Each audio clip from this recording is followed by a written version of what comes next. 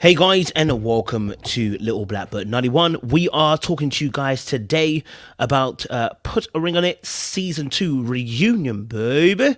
Listen, it's been quite the show, quite the extravaganza, quite the bonanza this particular season. It's been extraordinarily filled with tea. And I'm not just talking about on the show. I'm talking about Instagram too. I'm talking about social medias too. I'm talking about people saying what they felt offline as they did online. But today, we're going to have obviously a nice little conversation about the reunion. And also, as well, I'm sure I'll give the super panelists their chance also to discuss a little bit about the interviews with Alexia and Kai and what their thoughts were as well. So, it's a bit of a madness. But if you're new to the channel, please like, share, subscribe, click on the bell button for notification of the what? Uploads. And for those of you who are returnees, you already know what you need to do. You got the minerals. You got the minerals. Listen. You understand? Listen, don't forget as well, guys, stay hydrated. Why? Because the streets out there are hot, baby. You understand? I mean, the streets out there are hot. You get me? Okay, cool. Before I obviously bring any more people onto the stage, it's really interesting. I think this season has been quite a journey. I knew it was gonna be action packed. I just didn't know how much action packed it would be. Okay, because there was a lot that was going on. All right, there was a lot that was going on at the very beginning of the season. We knew that Darian was going to be playing some kind of games, but I did not know he was going to go to this level. I did not know. That also Kai will go to this level. I wasn't expecting it, right? Because we have never seen this on this particular show. And I can almost guarantee you, open the floodgates in abundance. From now on, if they do season 3 and 4, you're probably going to see more people do this very thing. Can I, because it just takes one person to open the door for other people to do the exact same thing. So I think we're not going to be, it won't be long before we see more people do this, right? Where they step out of the relationship and get caught up, all right? Like, got me feeling it, caught up.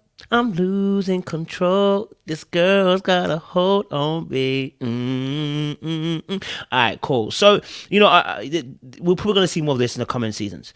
So let's just quickly recap a little bit of the reunion, and before we get the conversation flowing, we saw obviously the lovely couple of Jess, and we saw also Eric. I don't know, I haven't really seen much of them on outside of the show, right? Everyone else has been doing social media rounds, but Eric and Jessica haven't really been doing social media rounds. In fact, I think I saw a post by Jessica talking about how handbags are better than men or something like that, and I said, oh, there could be trouble in paradise. So I don't know. Obviously, after seeing them, on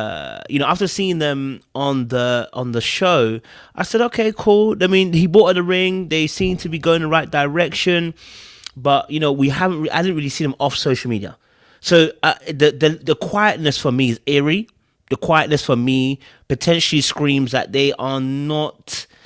They're not in a good place. Potentially, it may be that they're just keeping a low profile. You know what I mean? But on the show, the reunion, I mean, there wasn't much that really happened, was it? It wasn't really much that actually happened between them. We saw a little bit of them. They did a little of them talking and stuff like that. But Eric didn't even look happy. I'm going to be honest with you. Eric didn't look happy. Right, so for a man who's just proposed to his girlfriend, he did not look like he was really in a place that he was enjoying the process. Then we obviously had Lauranda and Sean. It's going to be interesting to find out what the castmates, because we talked about this before the reunion showed up when we saw the little clip about the Lauranda laugh at Sean. But it's going to be interesting now to see their point of view, because we saw the whole clip in terms of her telling him to keep quiet, like relax. Don't respond to. She was trying to tell him like not to respond. You know what I'm saying? So I don't know. And obviously, what do you want to call it? So James was coming at Sean differently, and we said this last week. He said if a brother comes at you like that, he don't respect you. He don't respect you don't respect the relationship you have with your girl, but it's not just because you're short. He just doesn't respect you in general. Lauranda made a comment about the fact that if it wasn't for Sean, she would be, Derek and her would definitely have an opportunity. And I said, I said, you know what? Sometimes you just don't have to admit some things. Sometimes it's better to go, you know. So yeah, I don't know. We'll talk a little bit about that as well. And then obviously we had the blockbuster. We had Alexia and Darian. I mean, to be honest, there isn't anything that they put on the show that we didn't already know, right? Because everything that we knew about the Alexia and Darian was actually online. They had done a lot of it on Instagram, and done a lot of it on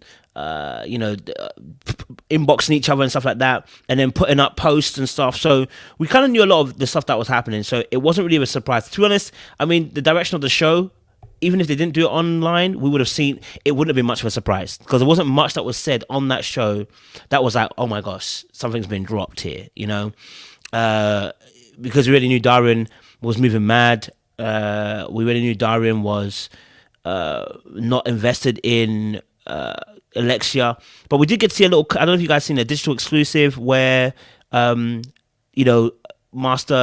Chris, is it Chris? I think it was Chris.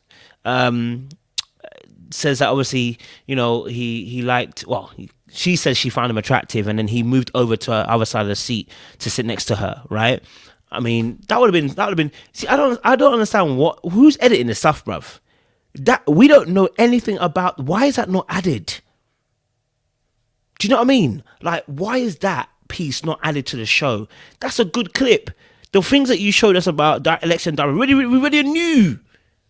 So give us something new. That was something new. They put it in a digital exclusive. It's like, yo, brother, whoever's editing, can you fix up a little bit, bro? You add them clips that we don't really, you know what I'm saying?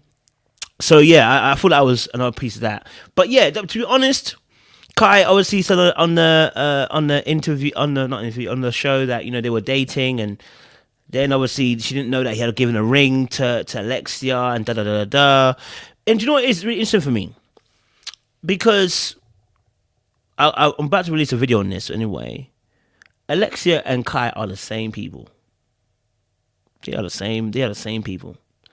Denial is their best friend. Lack of accountability is their best friend. They focused on each other rather than focusing on the actual problem, which is why that bullets were flying left, right, and center. Which is why the Instagram fights were happening, because both parties took the lies from the middle person and didn't actually do their due diligence. So now they're fighting each other, or at least they were fighting each other at a point in time, right? Then they're no different from each other, right? They're actually no different from each other. Now, one might have done something wrong, one other person might have been done wrong, but it doesn't make a difference. The way they reacted, they're both exactly the same. No beef. Yeah, they're the same person. The way that both of them come on an interview to defend their point, rather than actually, I was trying to get Kai to understand this. Where's your empathy? Show us your empathy. I don't need you to tell me. You know what I mean? Like, it's this. Even if he told you that even if he told you he's single, you've hurt somebody in the process. The empathy should be there. That inability to want to empathize. She can be, but she didn't want to empathize because she didn't want to seem weak is a problem. And then Alexia or two, the absolute dismissive behavior too of the 14 years, and you're telling me that you sniffed something but didn't want to investigate. So that means you want to stick your head in the ground. And if it wasn't for the Kai situation, she said she would be married by now. She would have had a ring. That tells me you're willing to stick your head in the ground, irrespective of anything. Like, it had to be thrown in your face on national television before you decided to say, actually, no. Right? So yeah, both parties got the same treatment from Darian. And actually, all the women that seem to come on and talk about Darian get the same effect. They seem to be bedazzled. So I don't know if he's got judge on the D or what. I don't know if he's got a spirit that he's working with. But all the women act exactly the same, possessive. And then they don't have the inability to see correctly when it comes to Darian. It's really weird. You know what I mean? It's really weird. Yeah. So Anyway, let me not talk too tough. You know what I'm saying?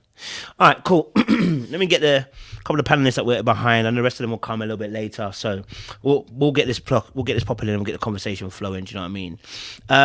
Dr. Nundi, Chef J, welcome. Hey, How you sis. two doing? Hey, Cole. How are y'all?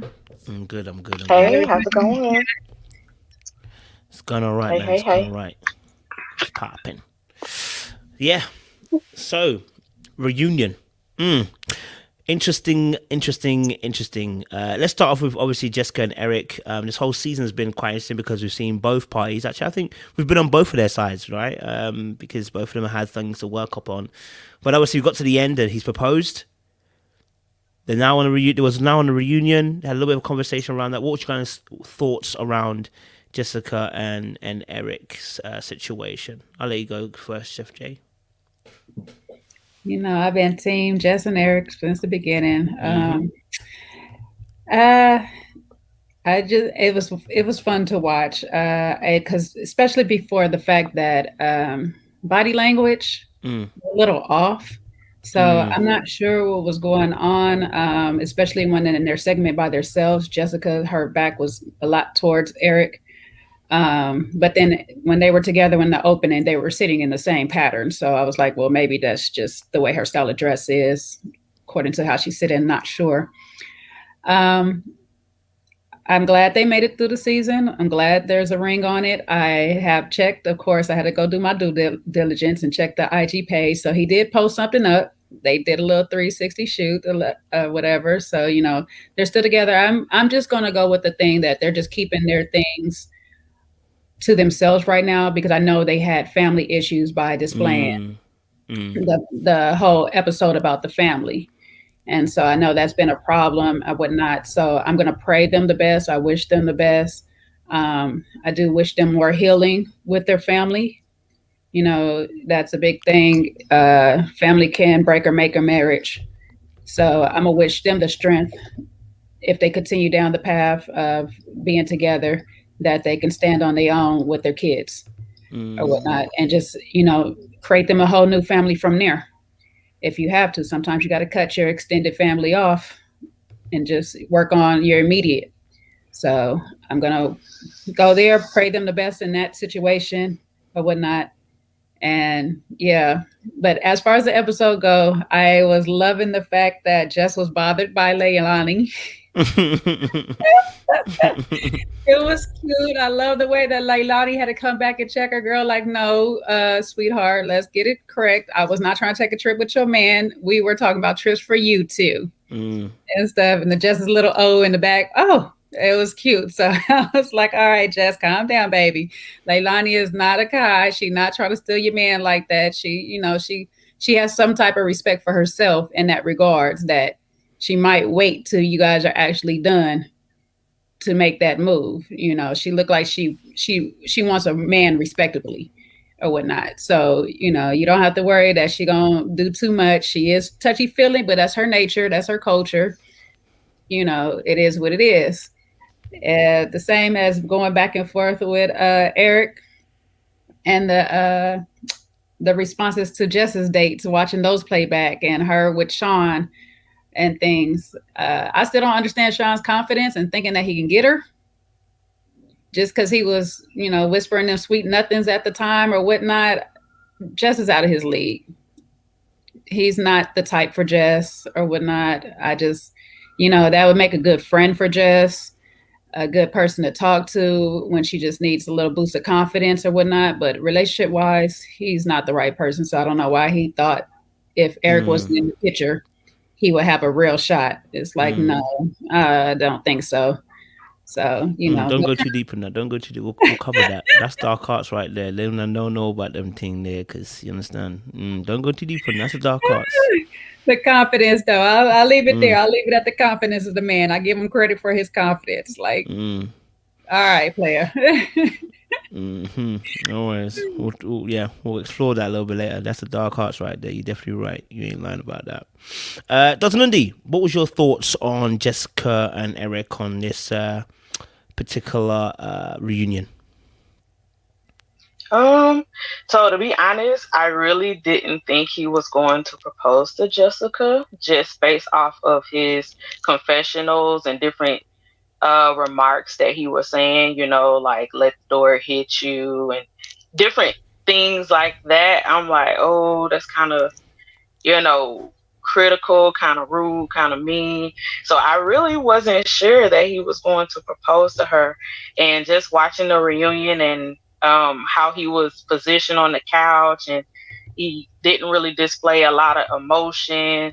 It was just kind of awkward to watch a little bit, in my personal opinion.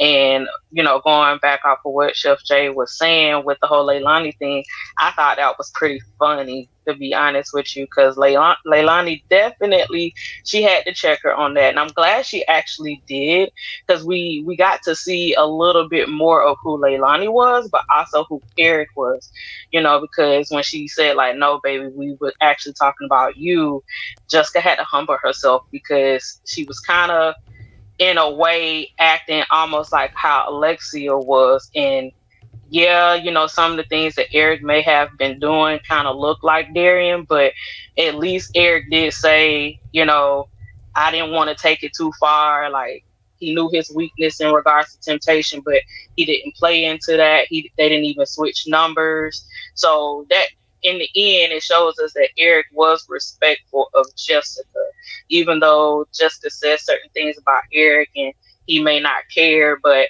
in that instance, I do feel like he did care about Jessica. Like, for him to not get her number, to not go further than what the assignment on the show was, that was very respectful of Eric.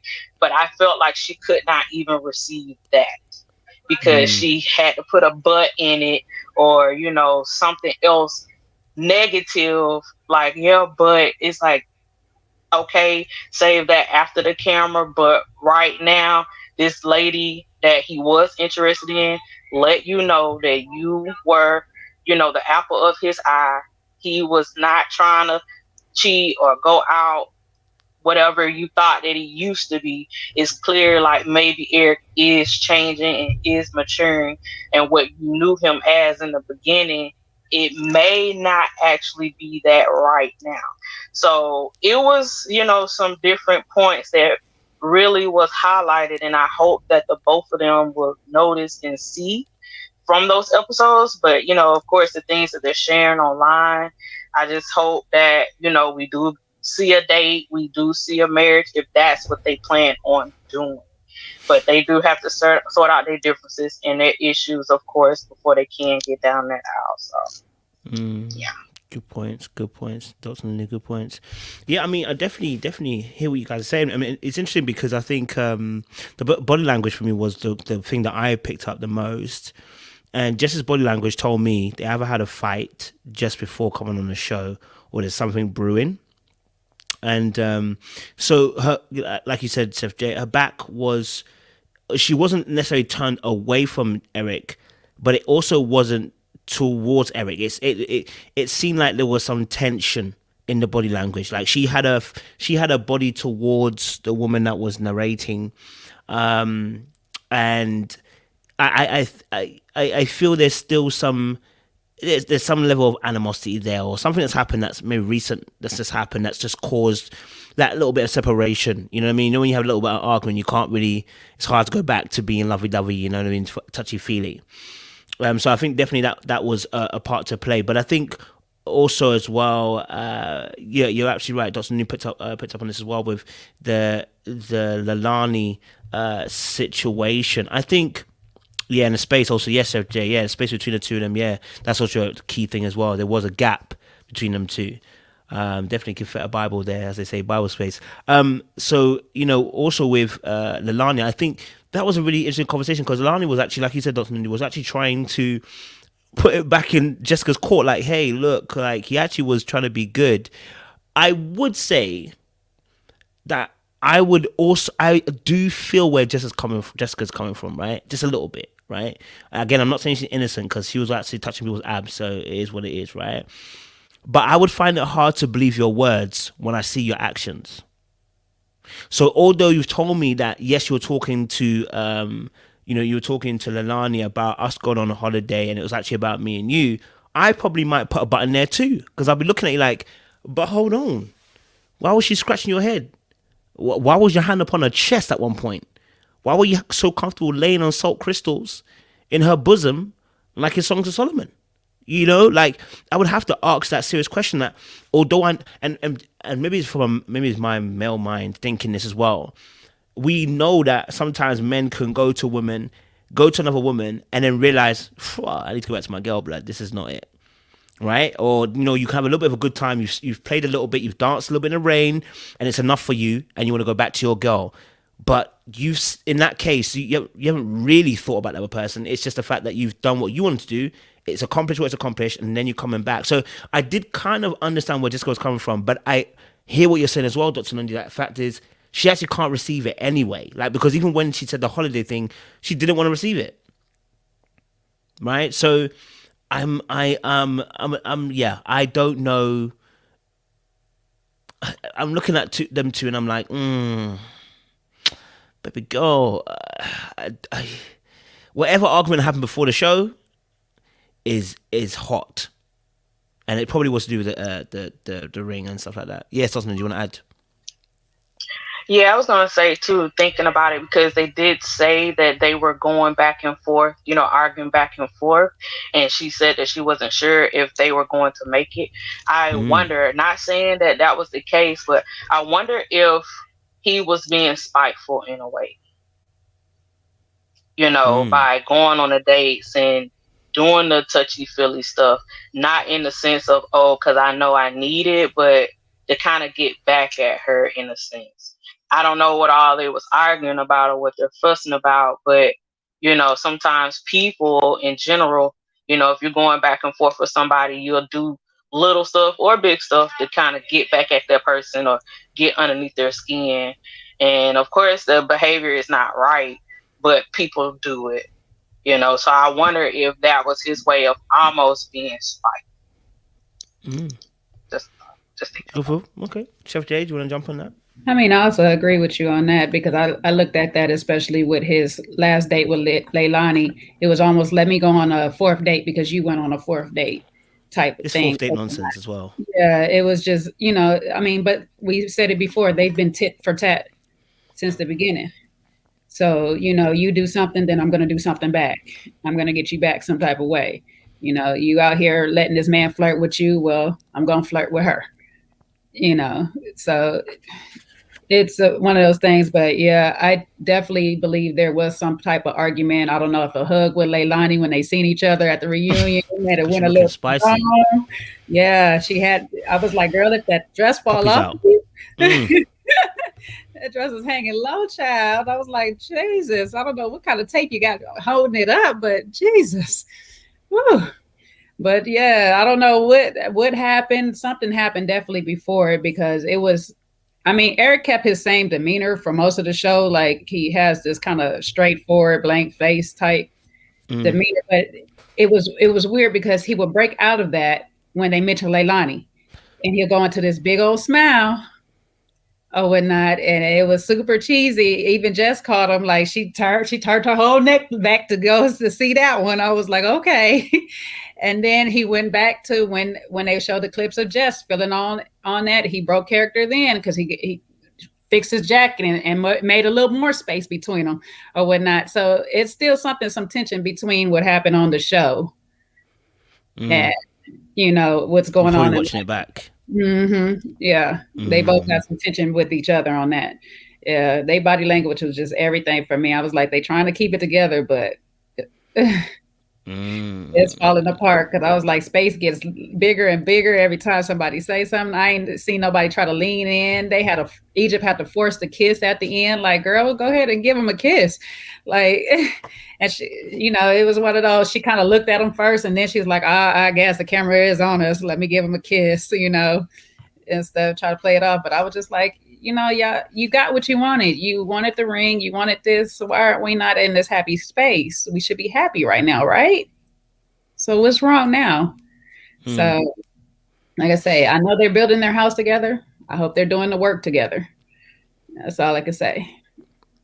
I think it was interesting as well watching. I remember watching Leilani when she's explaining about how Eric was good and everything. Okay, so maybe it might be me reach a little bit, right? But if you watch it again, his face looks like he's scared something's gonna come out of Leilani's mouth that's going to send him into prison. Like his face is like. So it's like when I was watching, I was like, "Sir, why are you scared of what she's gonna say, right? Because obviously you ain't done nothing, right? You ain't done nothing wrong, right? But that face for me said guilty stuff, and I think Leilani covered him. I honestly think Leilani. I think there was some. I'm not saying that there anything deep happened. I think that doesn't look like anything like that happened in terms of sex or anything. But I think there were some really deep conversations that were on edge. And this is just me talking from experience in terms of being when we've like dealt with, let's for instance, if in a workspace, right? People can have some really conversation that they probably shouldn't be happening when you're talking to somebody that's not your partner, right? You can get in some really deep conversations around sex, around who'd probably want to be with if you didn't have a husband or wife. So maybe those type of conversations were happening, and she just covered him by saying no, he didn't want to do anything. He kept it respectful. He didn't ask my number. So, because his eyes just lit up at that moment, I said, "Sir, you're looking a bit sussy, right? You don't look like a man that's calm as a woman's talking." So I don't know. Maybe there's something that happened there. And again, maybe like you were saying, Jess, and sorry, Chef J, and what you were saying also, Dr. Nundi, that maybe every time he spoke about Leilani, he's maybe he feels that lightness and that freedom when he's with her, but he doesn't get that freedom and that lightness with Jess. What are you gonna say, Dr. Nundi? Sorry. Are you gonna say anything? Okay, of course. Yeah, go for it. Oh yeah.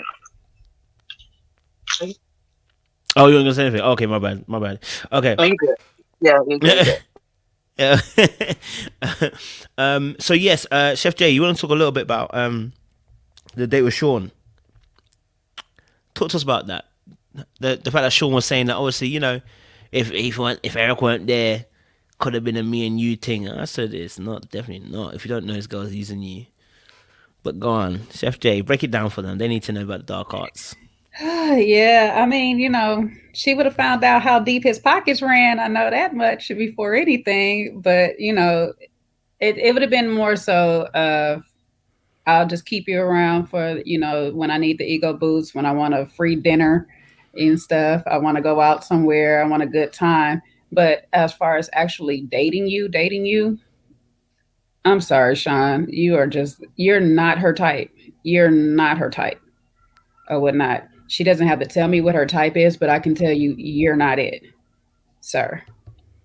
All of that, a part of her likes the bad boy. A part of her likes the guy that is not going to bend at her whim and stuff. And Sean, you're going to do all of that. You're going to crumble those tears that you had at the end and all that. You're going to crumble, and she's going to be done with you like real quick. It's not going to be like no long-term thing. It's not going to last like for a real I can't see it going into a real relationship at all. Yes, I agree. It'll be fun for a moment, and when I need an ego boost, I'll call you. When I need somebody to praise me on the outfit I'm wearing or something, I'll send you a picture or whatnot. But it's not going to be nothing special for you because you're just not strong enough to say no to me sometimes. Sometimes I need those no's. Yeah. Sometimes I need that little bit of rejection so I can work for something to feel like something at the end, like, okay, I got your attention for real, for real. If I just have it by waking up in the morning, sometimes that's boring. And I don't need it. I don't want it because I can go on Instagram and get that attention all day long. Jessica can go on Instagram and get that attention all day long. Baby girl is stacked. She got curves. She's beautiful. She needs more herself. She needs more substance herself. And sir, you just, in her ear every 5 seconds with the praises, that wears thin. That after a while is annoying. But and it doesn't come off genuine after a while. And that's what's going to lack for her, that genuineness of the praises. She's going to come up and say, okay, you know what?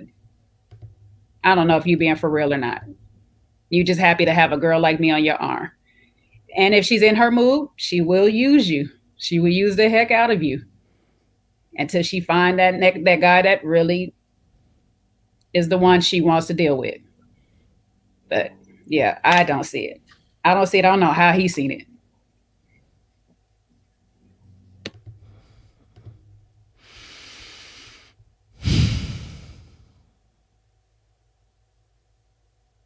Why you give me the Darian?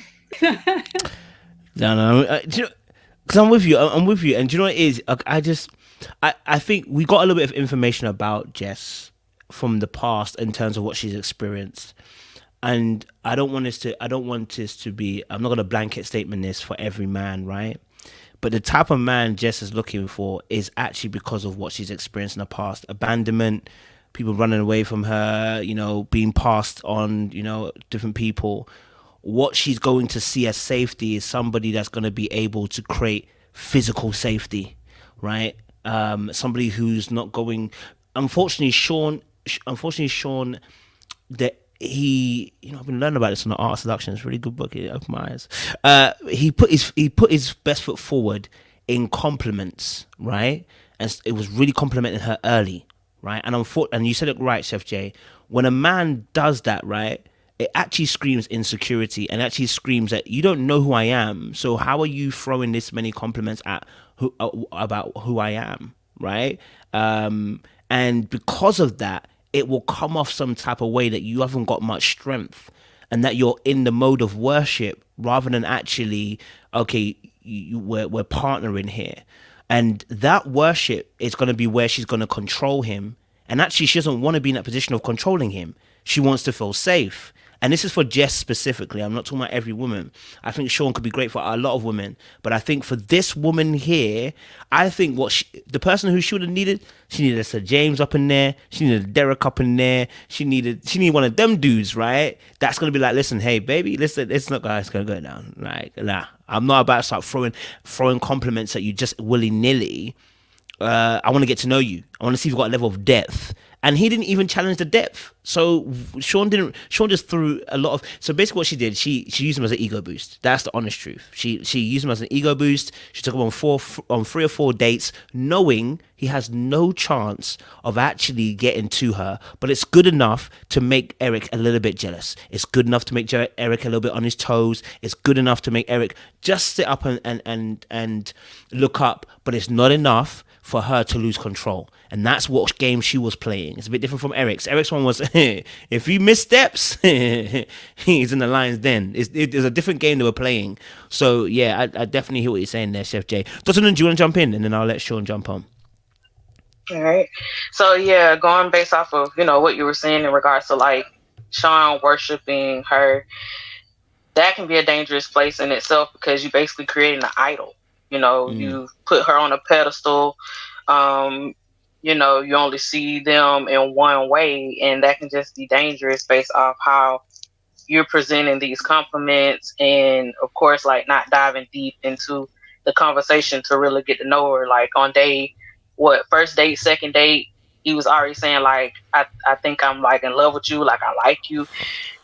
It's too fast, too fast, because you really don't know her from a can of paint. You don't know her, so you really need to get to know people before you start throwing this "I love you" and all of this stuff.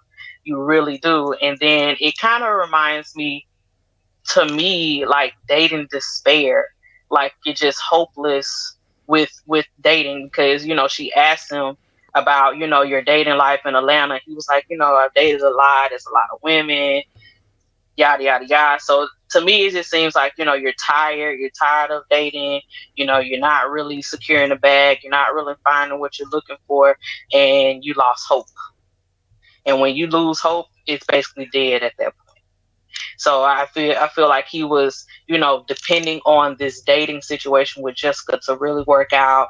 It was clear he was attracted to her, and if those compliments would have helped him get with her, then that would have made him happy. But in the end, we know that wasn't going to work because love can't sustain on that, and all that he was doing that wasn't really love, that was lust. So Good points. Good points there, Nundi. Good points there. Sean, you want to jump in? We're talking strictly right now. We're talking about did Sean, not you, but did Sean have a chance with Jessica? And we're talking about how Jessica kind of played a little bit with Sean. You know, Sean was all making these admissions. He thought it would have been something if Eric wasn't there. So we're discussing that particular part of things. Yeah, I think, everybody's nailed it up to this point. I didn't, from her past and how she's described, the type of dudes that she's into. I don't see her, being with him long term like that. I could see her putting him in the friend zone and leveraging him to, get all those compliments, or, let's say things kind of get a little rocky with Eric down the line. She might reach out to him, or he's probably constantly reaching out to her. So she'll entertain a little side conversation. So I really think that I could see that happening. But being in a long-term relationship, I don't see it. But who knows? But if I was a betting person, I would say no. She just liked the fact that he gave her compliments. He made her feel good. He validated her. Everything that she wanted to hear, he was there to say it, and not really. I don't see him once ever challenging her, or pushing her on any at any point. And it's not like a negative push, but just any type of interaction that would be a challenge to her. Like some of Alexia's dates, asked her, no, I don't really want to hear about your other relationship. Tell me more about you. What's important to you. And I don't see him doing that at all, because he was just so infatuated with her.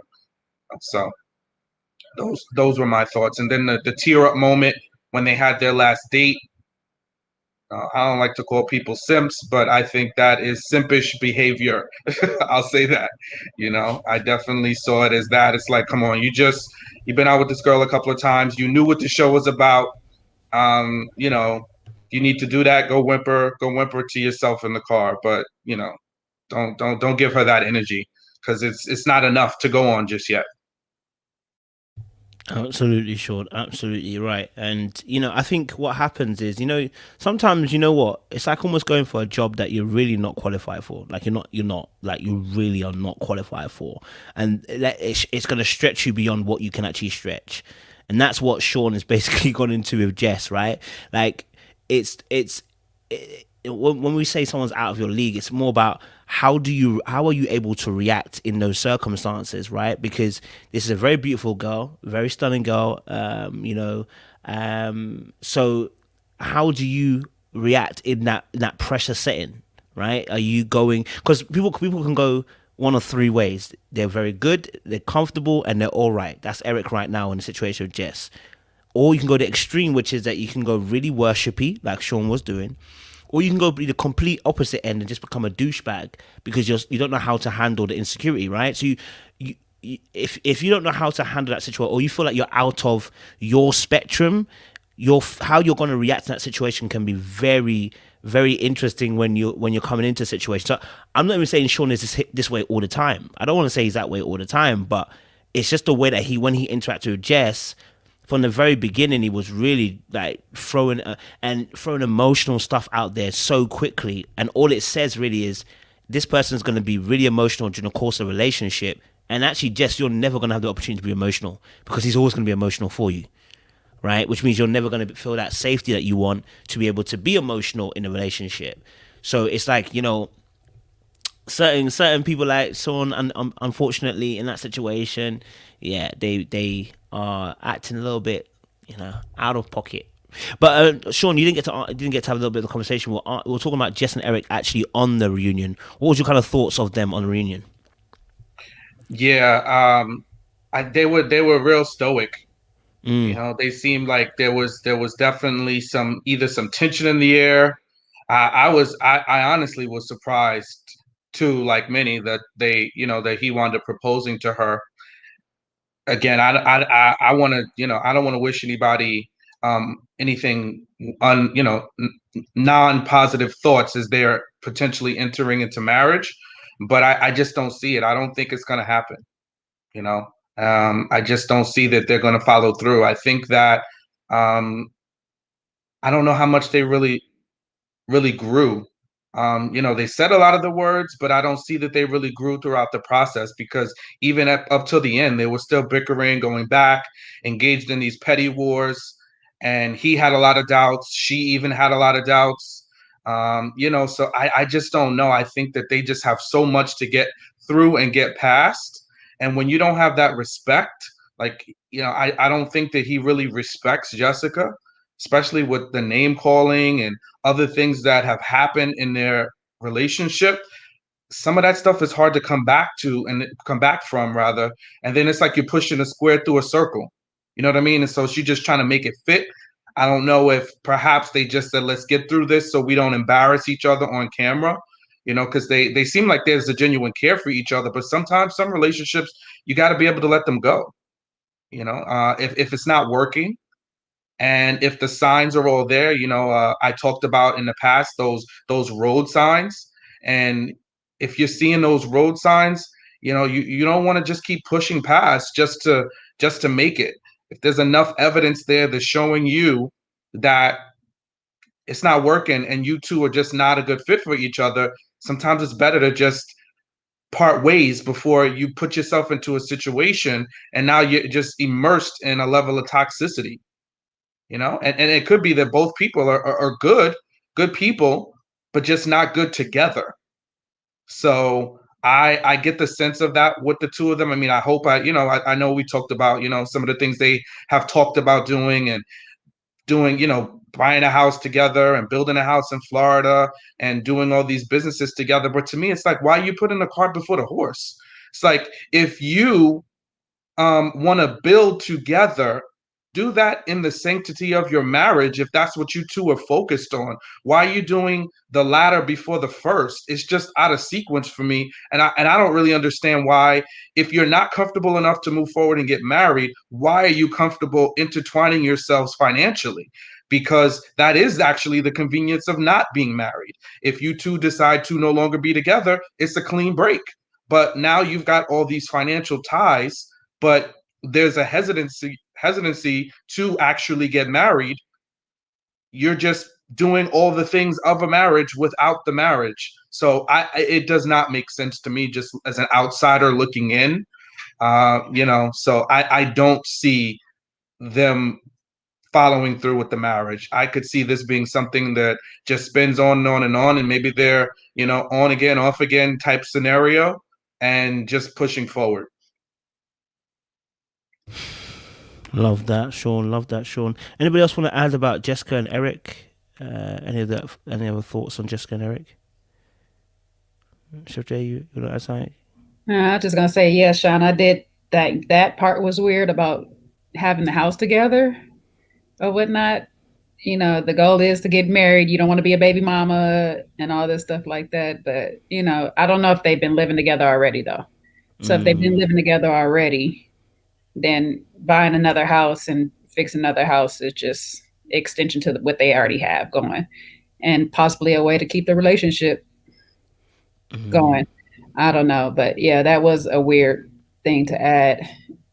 We don't have a date, but we're building a house right now. So well, I mean, he's gonna get if they are gonna get married, he's gonna get a prenup, isn't he? So, which I think is. They still have all those kinks to work out. They have to write the prenup. They have to make a baby agreement. It's a lot that they have to do. That's why I said I hope that while building this house, they are putting in the work as far as building their relationship as a unit and individually, because they still need their individual counseling and possibly family counseling at this point too. So.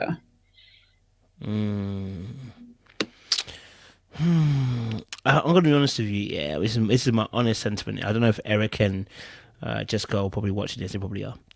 Or someone's going to tell them they are. So let me just say this. I want to talk to Eric specifically.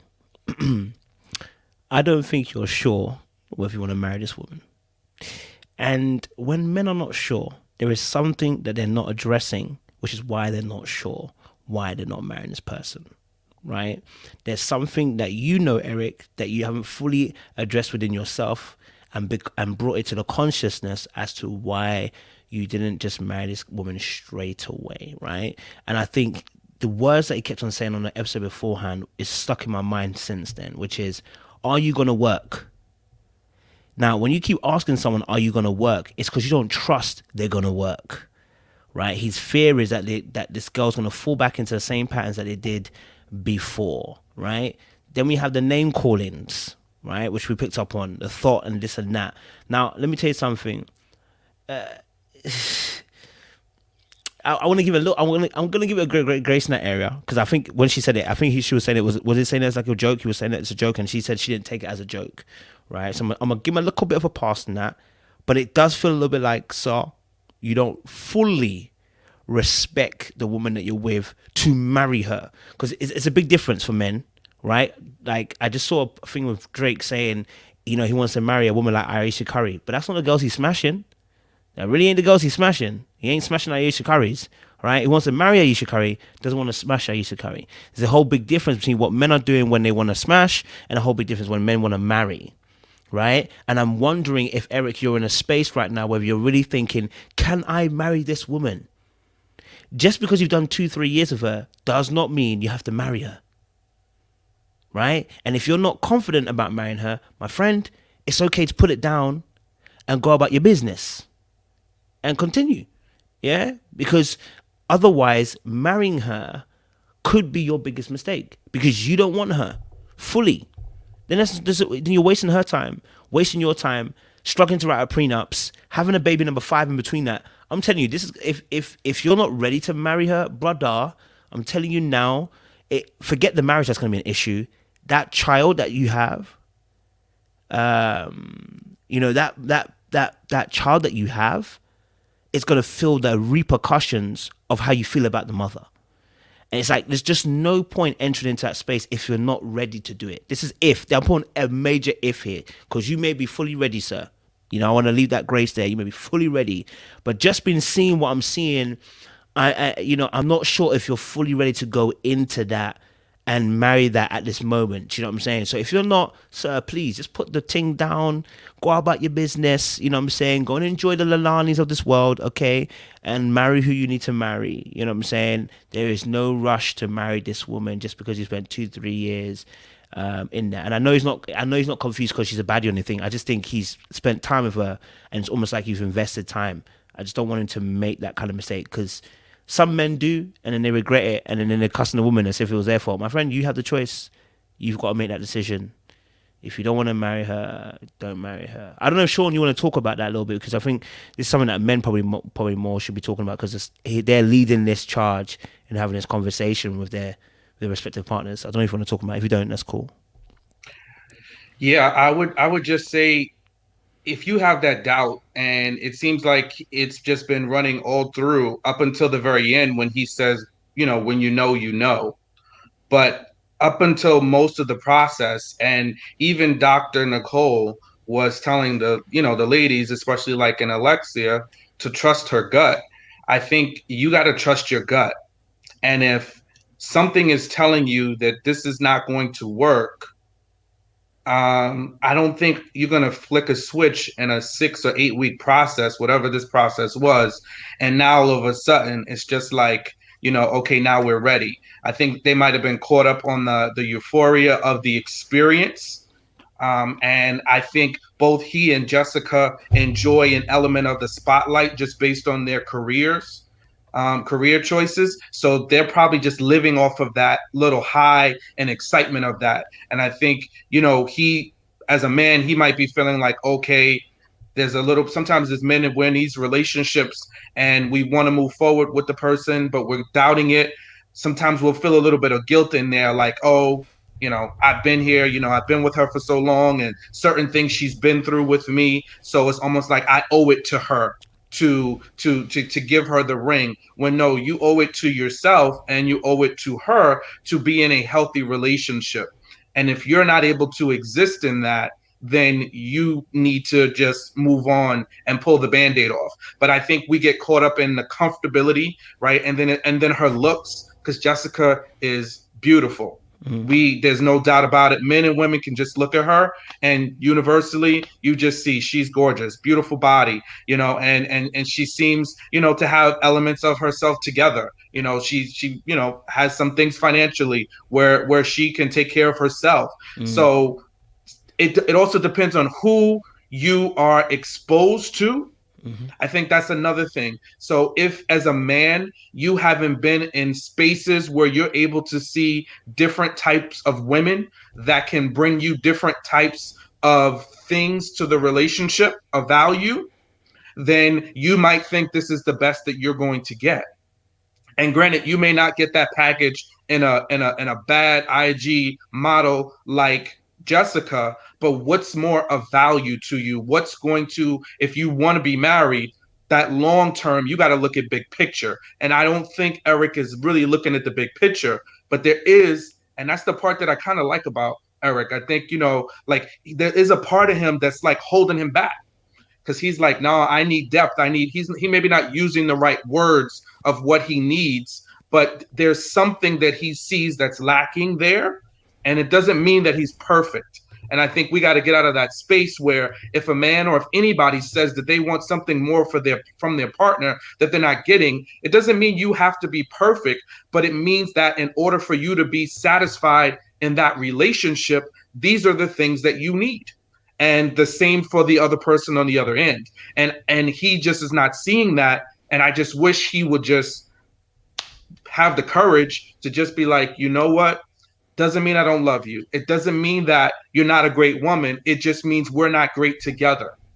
And I think some men, sometimes we struggle with doing that and with setting somebody free, and setting ourselves free. So we get caught up in the cycle. But then nothing ever happens. We're still on this hamster wheel because we even saw and heard that they were engaged in the past. So This isn't the first merry-go-round at engagement. So they've done this dance before, and it has resulted in no marriage. So here we are again. I just think he's not thinking about like what has substantially changed for me to now move forward and feel comfortable with marrying her. It's like, bro, you just got to cut your losses and move on, because the more time is wasted, the more then you have people that they don't get married, but they stay in these long-term relationships that really aren't productive, and they just live separate lives, and is that really the ultimate best thing to do either? So that's how I feel about that. Just to even add to your point, I'm gonna get ladies as well, just to have a little bit of a say so about Jess's point of view too. Do you know what? So I'll tell you an honest story, right? If it had not been for God, me too, I would have been marrying some girl, and in the back of my mind, I knew this was not it, right? Like people, we can make these decisions. Like honestly, if it not be for God, like if it not be some intervention, some of us would also be making this mistake. This is what I'm saying very strictly and sternly for Eric, right? Because you can almost try to ignore it, saying it's gonna get better. It's going to get better. It will work itself out in the marriage. Or when we get married, you know what? It won't be as much of a problem. You know what I'm saying? And almost compartmentalize the issue and put it in the back of your mind and go, I'll just pursue this noble feat of marrying this girl. Or I've made my bed, I've got to lie in it. Do you know what I mean? Like I've got to be committed to it. But there is key components here with Eric is facing right now, which is really, really important. I don't think you trust this woman after she did what she did. You don't trust her, right? Now, irrespective of whether she did cheat or didn't cheat, however you want to put it, the way you put it, you don't trust her. That's the key point, right? You don't trust her after that moment. She left you in your most, emotional state and left you to go with someone else. That's how you're seeing it. And I don't think you fully recovered. Let me give an example. When someone did the same thing to me, let me tell you something. When I looked at them, I just felt a well of disgust. Like, yo, I just a well of disgust and anger came up, right? I couldn't even touch the person.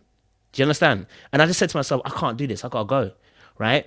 But if you push past that, but you don't actually do the healing from it, which is rebuilding trust between both parties, all you're going to be left with is that feeling and you trying to push forward. And actually the structure is not firm. The structure is not built on a good foundation because you actually haven't done the healing process to get you in a place where you actually have fully forgiven that person and actually gone, we can move forward. And I think this is where we're having that issue with Eric. And I'm like trying to get him like, brother, please. Because we're talking about now prenups. We're now, bro, you've been with this girl for how long? This girl seemingly makes her own money, bro. I'm not saying that that she makes maybe as much as you have or whatever you in your pension plan or whatever, but she's making her own money. You know what I mean? She's making her own money. Like, do you know what I'm saying? So what is it? What's the issue? I think that's again coming back to that whole trust issue. You know what I'm saying? Like, you scared that this girl, number one, doesn't have the depth for you. This girl out here did what she did. You're thinking this girl might take me to the cleaners during the course of marriage. Well, if that's your thought, sir, I don't think we should be entering this premise of this marriage in the first place, because marriage is a risk. You don't know, someone could turn. Love is a risk. So if you're now trying to safeguard those risks, the issue is we need to look back before you got into that stage of marriage. What is on your mind and what's in your heart? You know what I'm saying? So don't just go forward with it because you've made your bed and you want to lie in it, or you think it's going to get better, you know what I mean? Or you think, I don't know if he's actually thinking he can't get another baddie. I'm sure he probably could get another good looking girl. But you know, bro, like whatever is you're thinking, if it's not that you don't, if something's preventing you from wanting to get married, sir, I would tell you, listen, brother, you might want to pray about it. You know what I'm saying? You get me? Say that prayer that nobody likes to pray. God, if it's not for me, you know what to do. Listen, I'm telling anybody this, my final word on this, and I'll let ladies speak. If you ever pray, Christian or not Christian, I'll just say it now. If you pray this prayer, it will change your life. Are they meant to be for me or not? They should get out of my life. Let me tell you something. It happens so quick, its tears will flow from your eyes, because you'll ask the question, why are they there or why they're not there? It happens. So that'll be my honest advice. I want to ask the ladies though. Shefty, let me let you ask. From Jess's point of view, is there also a point also that she has to look at this and go to herself and say, what's the best interest for me? Because if they drag this engagement all over again, you know what I mean? It was put a ring on it, I know that, but if they drag out this whole process again, how long should she be waiting? How long should she be thinking that we're going to be in the same position again? Should she be having a baby before she gets into a situation of having marriage? Like, yo, like, what should be Jess's position in this particular predicament? As far as the baby goes, no.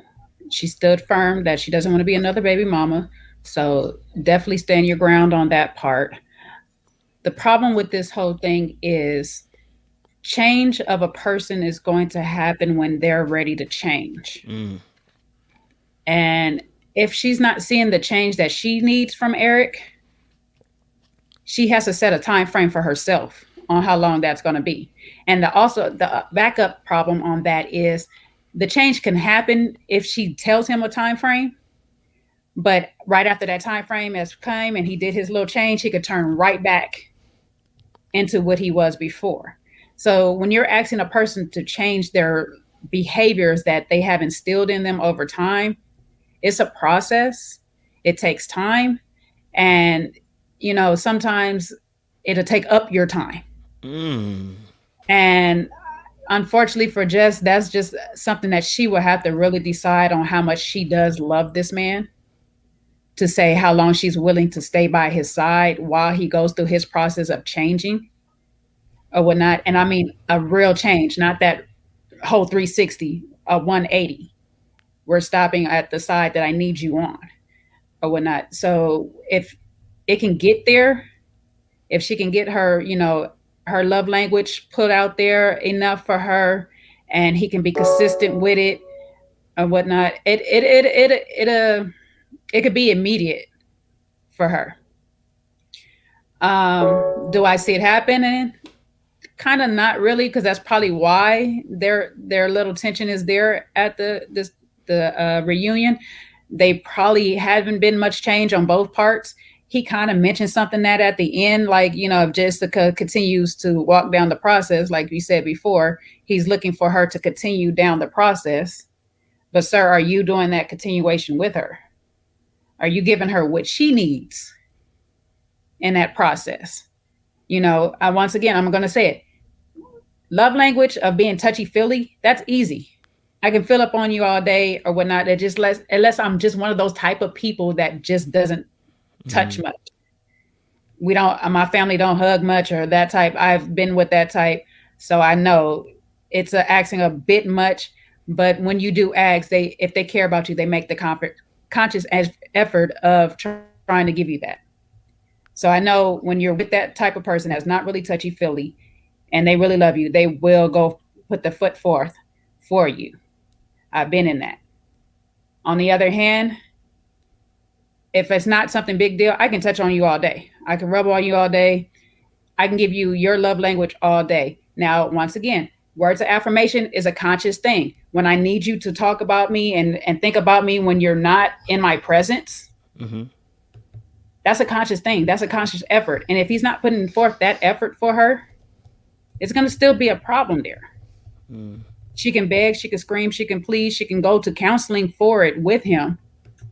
That's just a conscious thing that he has to do. And so if he's not doing it in a month, he's not doing it in 2 months, he's not doing it in 3 months, you're not seeing any change over the course of the time that this house is being built.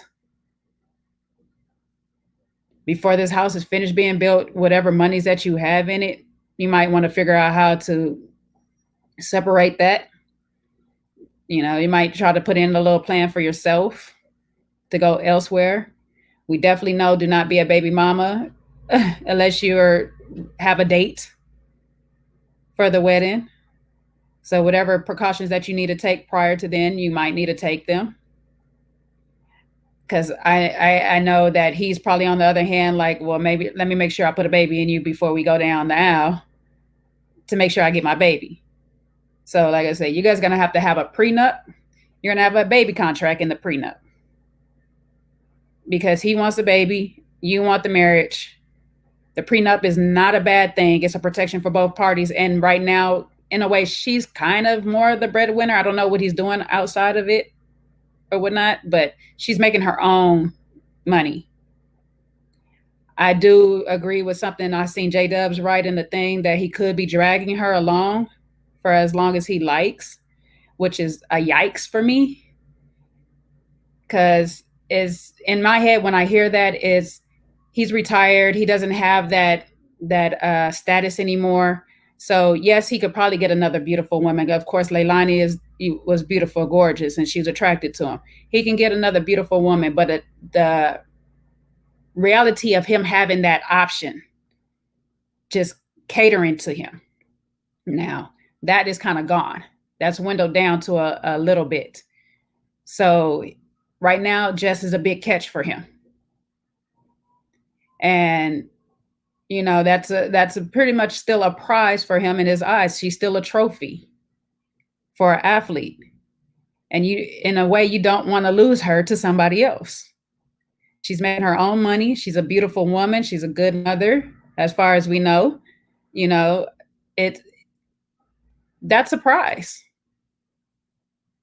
So, brother, if you're not doing what you got to do, her love can wear thin and eventually wear out, and she'll be gone. So I hope he gets his stuff together, changes what he got to do. I'm still going to root for him because I'm all for the black love right now. So hopefully they get it together before the house is finished and they move in.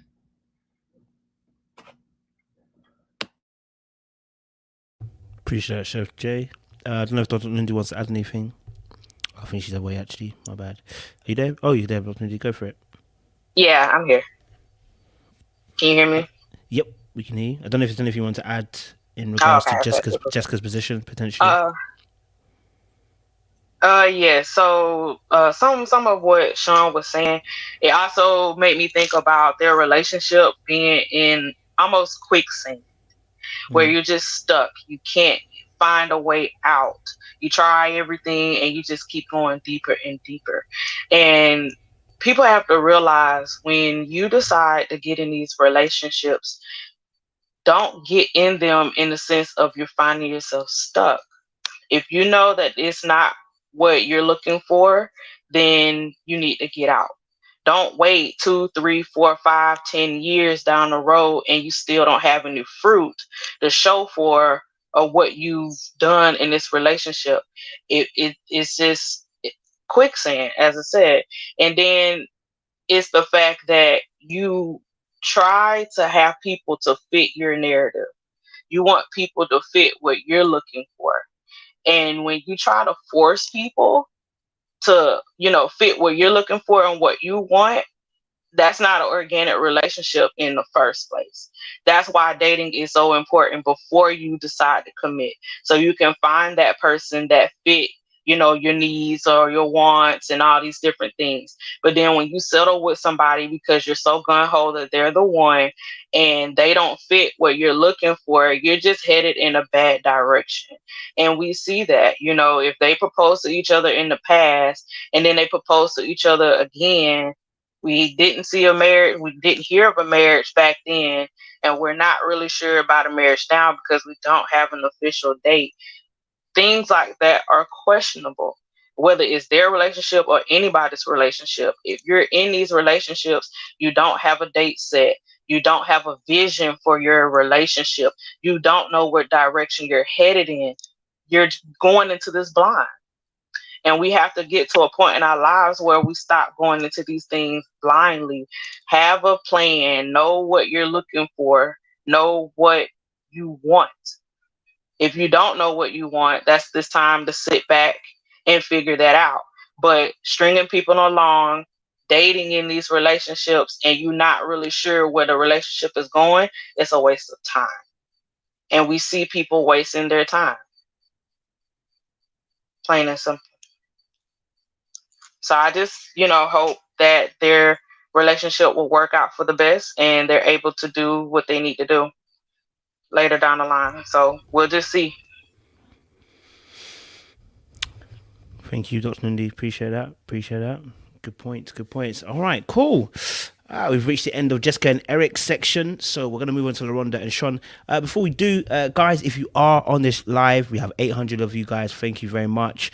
Do me a favor, please like, share, subscribe, click on the bell button for notification of the uploads of the show. And don't forget as well, look at me and Jay right now. We're matching right now. We're sporting the mineral gang. You know what I mean? Last night, I know Sean, that was Friday, was it Thursday night? Sean had the little black top as well, but today we've got the green hoodie. All right, so we appreciate you guys. Make sure if you want to be joining this, I saw some of you comment below as well. Listen, click on the link below, get yourself a hoodie, join the mineral gang. You understand? Join the mineral gang. You feel me? All right, cool. Let's jump on to Lauranda and Sean. Let's jump onto them because we did speak about them a few weeks back. Last week. Hello, Bree. You're right, Bree. Good to see you here, girl. We did speak. I think last week we spoke about what we saw on the clip for next week in terms of reunion. We said about the Sean and conversation with Sir James. So obviously now I want to ask the panelists what they thought about that clip. Now they saw more context to the conversation. What is their thoughts around that? So, Sean, do you wanna jump on first? Sure. So I think we got a little more context around the Sir James comment, right? I know we talked a bit about that last week, and in terms of how that looked per se, and the amount of disrespect, and what was Sean's response to him. So I think we got a little more in this. Again, I think it was just Sir James being salty. And I think we saw in full context that, Lauranda wasn't laughing at Sean in that moment. She was actually trying to, just calm the situation down a little bit.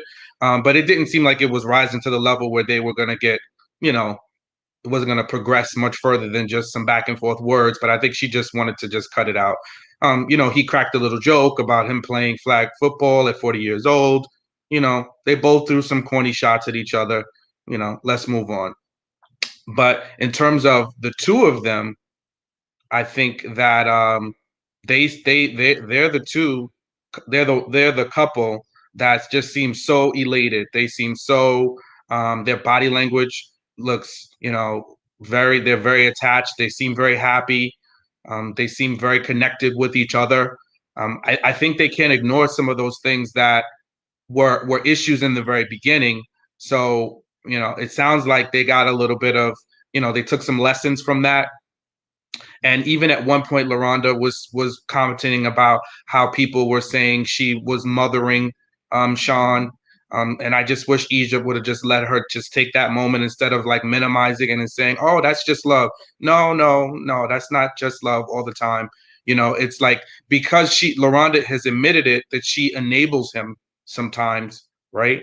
So that you want to make sure she's present, that's something that you're aware of. If you have that tendency, and when someone is, getting overly emotional and you are just trying to soothe them in that way, no, people need to be in control of their emotions. They need to be able to manage through situations when things come up, and you can't pet it away. It's like, okay, so how are you going to deal with this? Whether it's through communication, asking questions, not overreacting. I'm glad Sean progressed from the throwing up and the crying. There were some things that he needed to get out. He talked about some of the issues from his childhood, especially with his dad. So I hope that he still does the work, because that stuff just doesn't go away. And when you get in a marriage, things are going to come up, and those things are, if you've got wounds that aren't fully healed, and Dr. Nicole is not a therapist, right? That's not her area of expertise. She can couple counsels, but she's not a therapist. So some of those things that he has gone through, he would need therapy to seek out. And you've said it a million times, Kojo, your partner is not your therapist. They can be a listening ear, a sounding board, a safe space, but for deep traumatic wounds, you need to go to a professional who can help you navigate those challenges. So I just would hope that they do that. They seem so in love. You see it all across social media. They're so excited to be together, and that's a great thing. It's a beautiful thing to enter into a marriage and just be so excited, because you're going to need that to get you through the tough times. But I just want to encourage and make sure that they continue to do that work together, because these things that they uncovered in this little small process in front of the whole world, they don't just zip and go away. And now that you're finished, it's like you're done and you move on. No, you got to continue to do that work if you want to have a long lasting marriage, because it can definitely creep its head up down the line. So, I wish them the best. But they do seem like they both have the likelihood to carry this out and to really get married. It seems like they have a genuine commitment to me, to really want to be together and work with each other.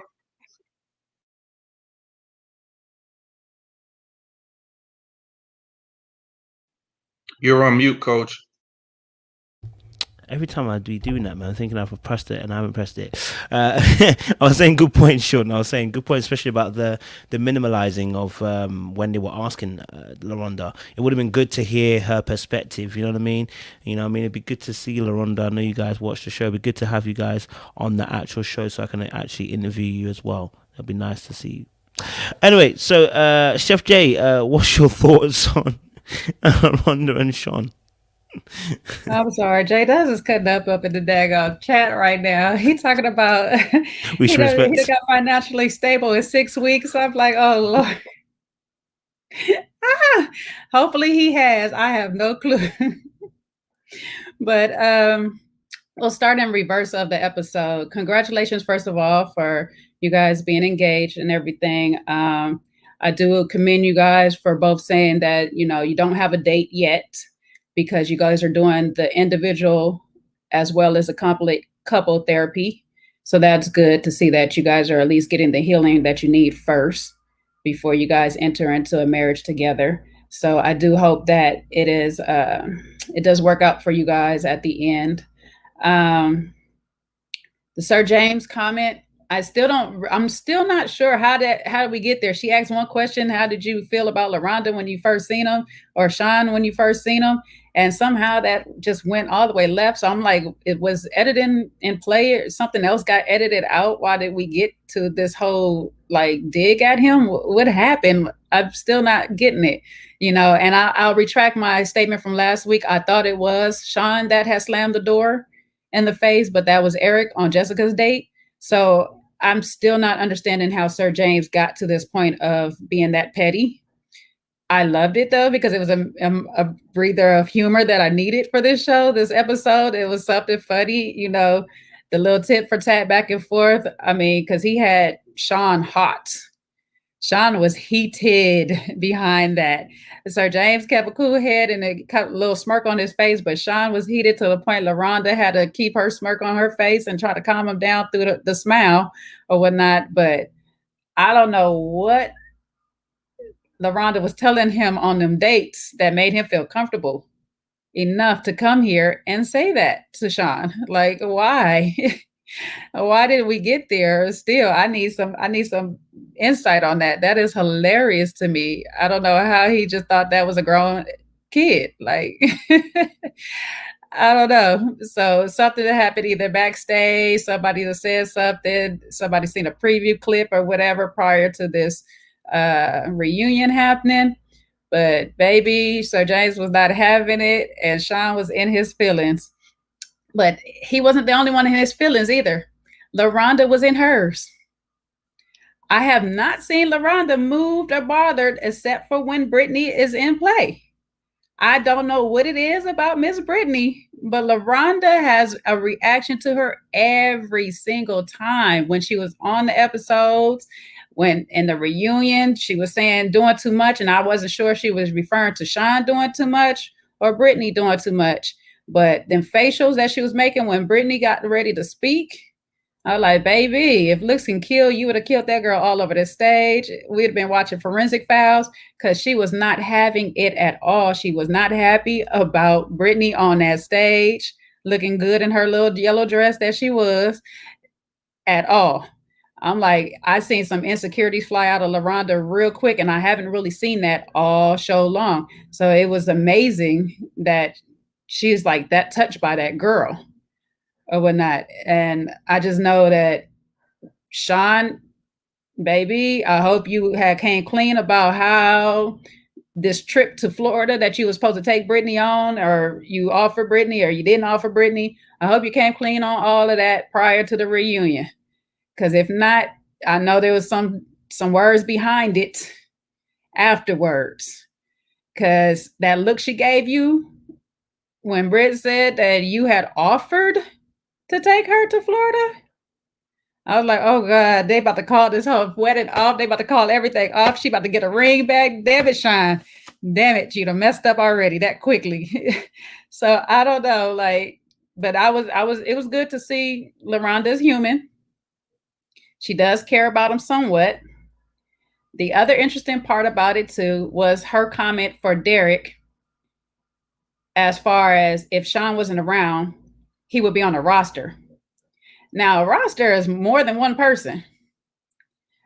So I'm like, okay, girl, is Sean on a current roster right now? When is this roster when is this roster in the off season? When it draft season? What season is there a roster? Because usually the roster is while we're in season, and right now you're in season with Sean. So is Sean filling up the 5th spot on the roster? You don't have room for Derek, or what's going on? Please talk to me, girl. I don't know. That wording was kind of, I look at my player days. That's the wording I would have used. So I was just like, all right, I don't know. Lauranda, are you in your player days right now, or are we ready to settle down? So that had me a little confused right there. Hopefully I'm not getting nobody in trouble by saying it right now. Sean, don't listen to me. Don't listen to this. But baby girl, roster was not the right word to use at that moment or whatnot. So I don't know. I still think Derek is a sound choice for her. Is he a fun choice for her? Probably not. Sir James is probably in the middle of Derek and Sean.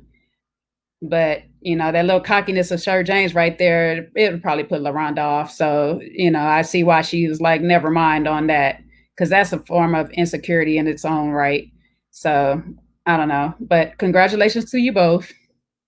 I hope we get a date soon. You guys look like the couple that will give us a date soon. So, hopefully we'll get that soon from you guys. And I'll leave it there. Righteous as always. Seth J, thank you very much for the cook up. Recreated by Bree. Talk to us. Hey guys, hey chat. So with Sir James' comment, I do feel like he was a little bit hurt that Laronda didn't really choose him. I think they went out, I guess, on 2 dates, and so I guess maybe he thought, considering what he sees in Sean, like how could she like kind of choose him over me. But he shouldn't have said that. That was totally inappropriate. And just like Jay was saying, I feel like there's more context to that because I don't know. It seemed like it was kind of choppy as far as the editing on why he said that. So I am interested. Well, maybe we may never know, but I would have been interested to learn more behind that scene. Um, and then Sean with his late reads, I just laughing because I'm like, they weren't really funny, at least to me, but at least he did kind of give him a jab. So, A for effort, I guess. And then I did notice that with Brittany as well. Like, LaRonda definitely was feeling some type of way about her. And then I was catching Brittany's facial expressions because I feel like there's more that has happened between her and Sean. Not like anything crazy, but maybe he was talking to her about certain things and maybe probably gassed her head up a little bit. And so the way she was just sitting there was kind of looking like, girl, I got a lot of tea on him. So we're just going to tread lightly today, but I'm not going to really spill anything. So I don't know what was up with that, but I do maybe feel like Sean probably gave her a little bit of hope. And so I think once they saw the shows during the episodes during those times, maybe she kind of feels, I don't know, some type of way about it. But LaRonda definitely should have played it cool in front of that girl. As far as Derek, I don't know. I see, like, as Jay was saying that he would be on her roster. I did kind of think that. I'm like, you know what that means, right? But maybe she meant like I would have given him a chance. I definitely would have dated him had Sean not been in the picture. And I think Sean looks at Derek like, oh wow, like this is what kind of a man, is, I guess, in LaRonda's eyes. And maybe it might give him motivation to, certain aspects of Derek that he can grow into or become. But congratulations to them. They do seem really happy. And then I saw in the chat someone said on live that LaRonda said F Sir James on Alexia's live last night. So I missed that. So I'm like, oh, guess she didn't like that comment. So I don't know what's going on with that because he was on her live a few weeks ago and they were cool. So I'm not really sure what went on. So interesting to see. But hopefully they'll do the work. They didn't set a date. As they said, they're working on themselves. And, hopefully we will get a date and, much respect to them. And we'll just, wait to see what happens. Good points there, recreated by Brie. Good points there. We love that little piece there you dropped there. Dr. Lindsay, talk to us, love. Talk to us. All right. So I'm just starting to get confused at this particular point with like the dating with, I don't know, like just looking at Sean and LaRonda with Sir James. I'm just confused because I don't understand how all of these emotions are popping up with 2 or 3 days. Like, what was really said for you to throw this amount of shade at Sean? It's like, okay, is this stuff really for TV at this point? Like, everything is just strictly for TV. We're going to just stretch it out and go with it because I'm not understanding all these negative emotions after 2 and 3 days. It's either the show or this is really what's going on in our generation and the way of dating. Like, people go on 1 or 2 dates, they get attached to people quickly, they shedding tears, they throwing shots and all this other foolishness. It's just starting to give me such a headache because you would think that people over 30, over 35, they would know how to conduct themselves appropriately. Just being honest, like, you're on the show, what the assignment is, so you gotta allow, LaRonda go on these dates. But for Sir James to be throwing all these shots, it's like we're not in high school anymore. Like you're the football jock throwing shots at people who are not better than you or whatever. And I'm not trying to be mean, but it just seems so childish in regards to how people are conducting themselves on these dates. If a person don't want to be with you, if a person says they want to go with someone else, let it go, move on, and keep it moving. But it's like people are not handling rejection well. People are not handling the fact that they didn't choose you over somebody else. It's not being handled well, and it's just showing a lot of immaturity on these shows in regards to dating and relationships. Didn't really appreciate the fact that he not only came at Sean, but by him saying, Sean is a child, you're basically implicating that Lauranda is the mother, which you're now shading her as well. So you're not, looking pretty good in her eye. So if she did want to give you a second chance or whatever, the door is not open for you anymore because of that level of shade that you threw. So it was just so immature for that to be the case in the reunion. But I don't know. In regards to the whole roster thing, yeah, I probably wouldn't have said that either, especially with Sean being right there, because you are leaving the door open for possibly one day Derek can kind of, if you wanted to. It's like Derek being in your back pocket almost. And the way that Derek has presented himself, he seems like a good catch and an option for somebody else, not you, because you didn't choose him. So him, I don't think that was appropriate either. So yeah, it was interesting to say the least for this reunion.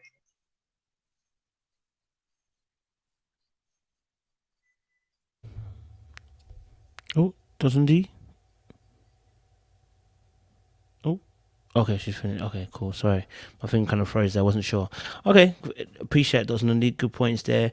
Yeah, I mean, and I'll let you guys jump in back in again. It's I think with so James, I just kind of watched quickly the clip of them in the bowling alley, and when he was saying dragon, she was like, she also said dragon too, and I was like, I think that set a precedence, right? Because like you are as someone might say dark arts if you want to call it, you're kind of testing the boundaries, right, to see what the other party will do, right? So when obviously he says dragon, he might have really misinterpreted how much defense Lauranda would play for Sean, right? And so when they were on the date, he actually said dragon about 3 or 4 times, and she co-signed it by saying dragon too. So it's like at that point in his head, he's probably thinking, okay, if she said it, I'm gonna say I know now I can probably say a few more things about my man. Do you know what I'm saying? So she basically agreed to the disrespect. Now I know someone might say that it's not a big deal. It is a big deal. I want to tell you guys right now, if somebody out here is bantering your partner, I would advise you, okay? I would advise you, set that boundary now. Because let me tell you this honestly, from my own perspective of doing this, when I banter your partner, I'm trying to see what you're going to respond with. If I know that if I know you're going to agree, I already know I can move mad with you. I just need to play my cards right and correctly in a time and season, and you're going to definitely do some mad stuff, right? Because people who genuinely care for their partner, I don't want to say genuinely care for their partner, but are in a good place with their partner, set good boundaries. And they let people know, hey, look, you know what? That kind of joke, it's not appropriate. I remember one time I was at work. Let me tell you something that happened at work. And I was talking to one of my colleagues, right? I didn't know she was married. I didn't know because I moved to I was working in banking. I was in a branch, and first day, I'm a bit cheeky, you know what I mean? So I was testing boundaries. I was a young guy, guys. Don't judge me, okay? Now, obviously, I must have said to her, "Oh, you're looking good today," I said, and she was like, "Sorry, I'm actually married, so I can't play those jokes." Boom, set the boundary. Can't go there no more. Can't say those things no more, bro. It's done. Do you understand? So sometimes what I'm saying to you is that if you open that door, people are going to walk through that door.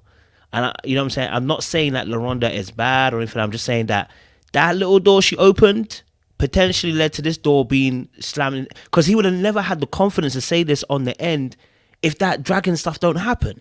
If Lauranda sets pace early, he don't say that thing again later on. Do you know what I mean? And remember, this is not the first time she's kind of spoken about Sean in a, I don't want to say negative light, but in a way that could be opened for disrespect. Like, for instance, even the date with Derek, right? When Derek was saying about, I can't remember, he was saying something about people being breakable, and she was like, yeah, some people are breakable. And I said, sis, this is not the person you want to be saying breakable to. Like, the guy's trying to date you. You don't be telling someone else about your partner could be breakable. That's going to open that door. But Derek's not that kind of guy, so he's never going to use that against you. But Sir James, he's the jock, he going to use that against you. He going to tackle you hard. Okay, he's gonna put it in a scrimmage. All right, so be careful what you're saying to people and what you're allowing them to say about your partner, because that's gonna make us feel comfortable enough to do certain things later on with your partner there.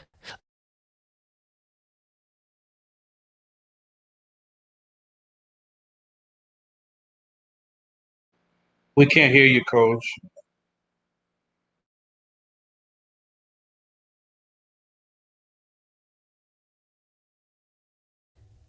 There we go. Can we hear now? Yep. Cheese and bread. These things be trying to take me out. Has anyone else got is there anyone else got a point they want to add about Lauranda and Sean from the reunion? Or any observations they had? No? You good? Sean, you good? Bree, you good?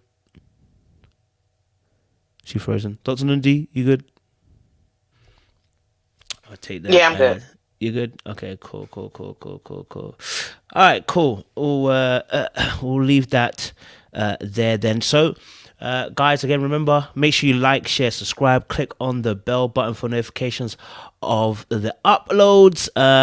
We are going to be moving on now to the creme de la creme. Yes, we're going to be moving on to the heat. We're going to be moving on to the madness. We're going to be moving on to the what you've been waiting for, isn't it? Yeah, you've been waiting for this section. Okay, we're going to talk about who else but Darian, Alexia, and Kai. Yes, it's kicked off.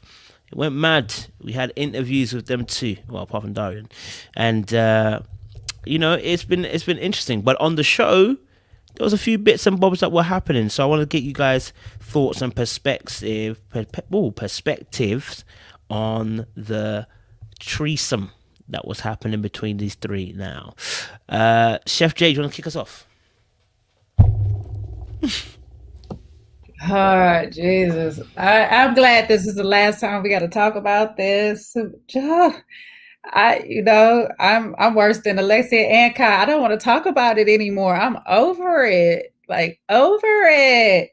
These three here, if they are not all one and the same, it's the 3-ring circus with these three. Like, you guys are just, nobody is just actually setting their foot down and saying, you know what, I'm done. I'm good. I don't even need to talk about this no more. I'm happy. I'm in a better place. Everybody wants to keep arguing back and forth. For what? For what? One, Darian is only a prize to himself.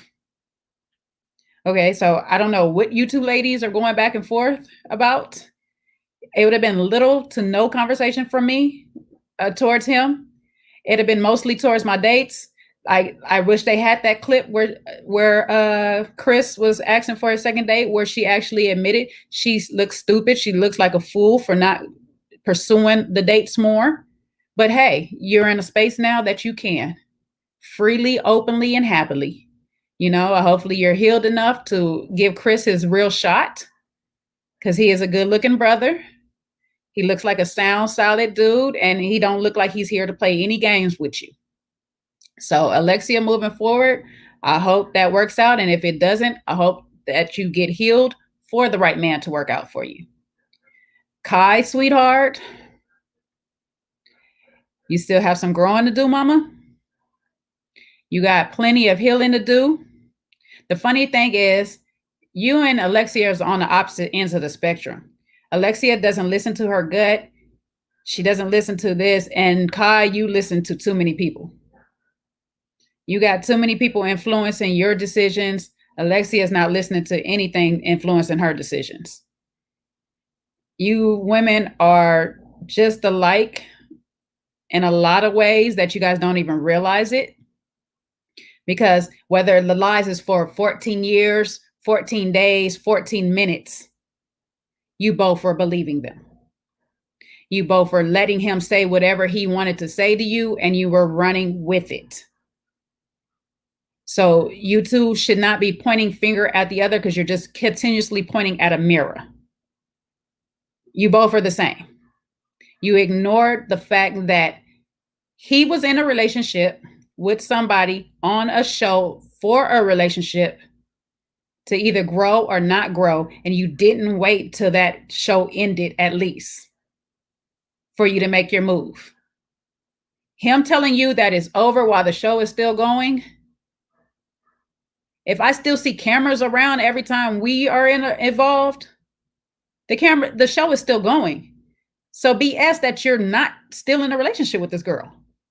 You cannot tell me that. So baby girl, for the next time somebody tried to tell you the lies, wait on it. Just sit and wait on it. If you want the D, if that's what it was about, you just wanted the D, fine. Get the D, move on.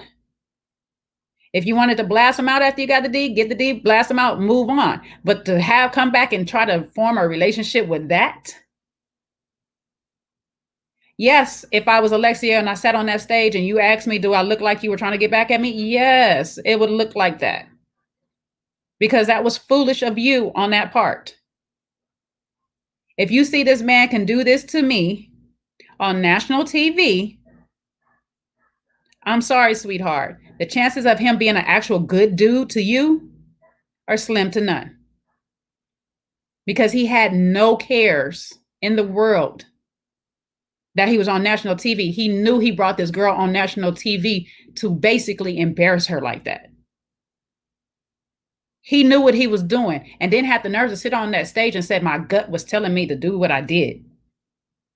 So your gut told you to bring this woman on stage so you can publicly break up with her.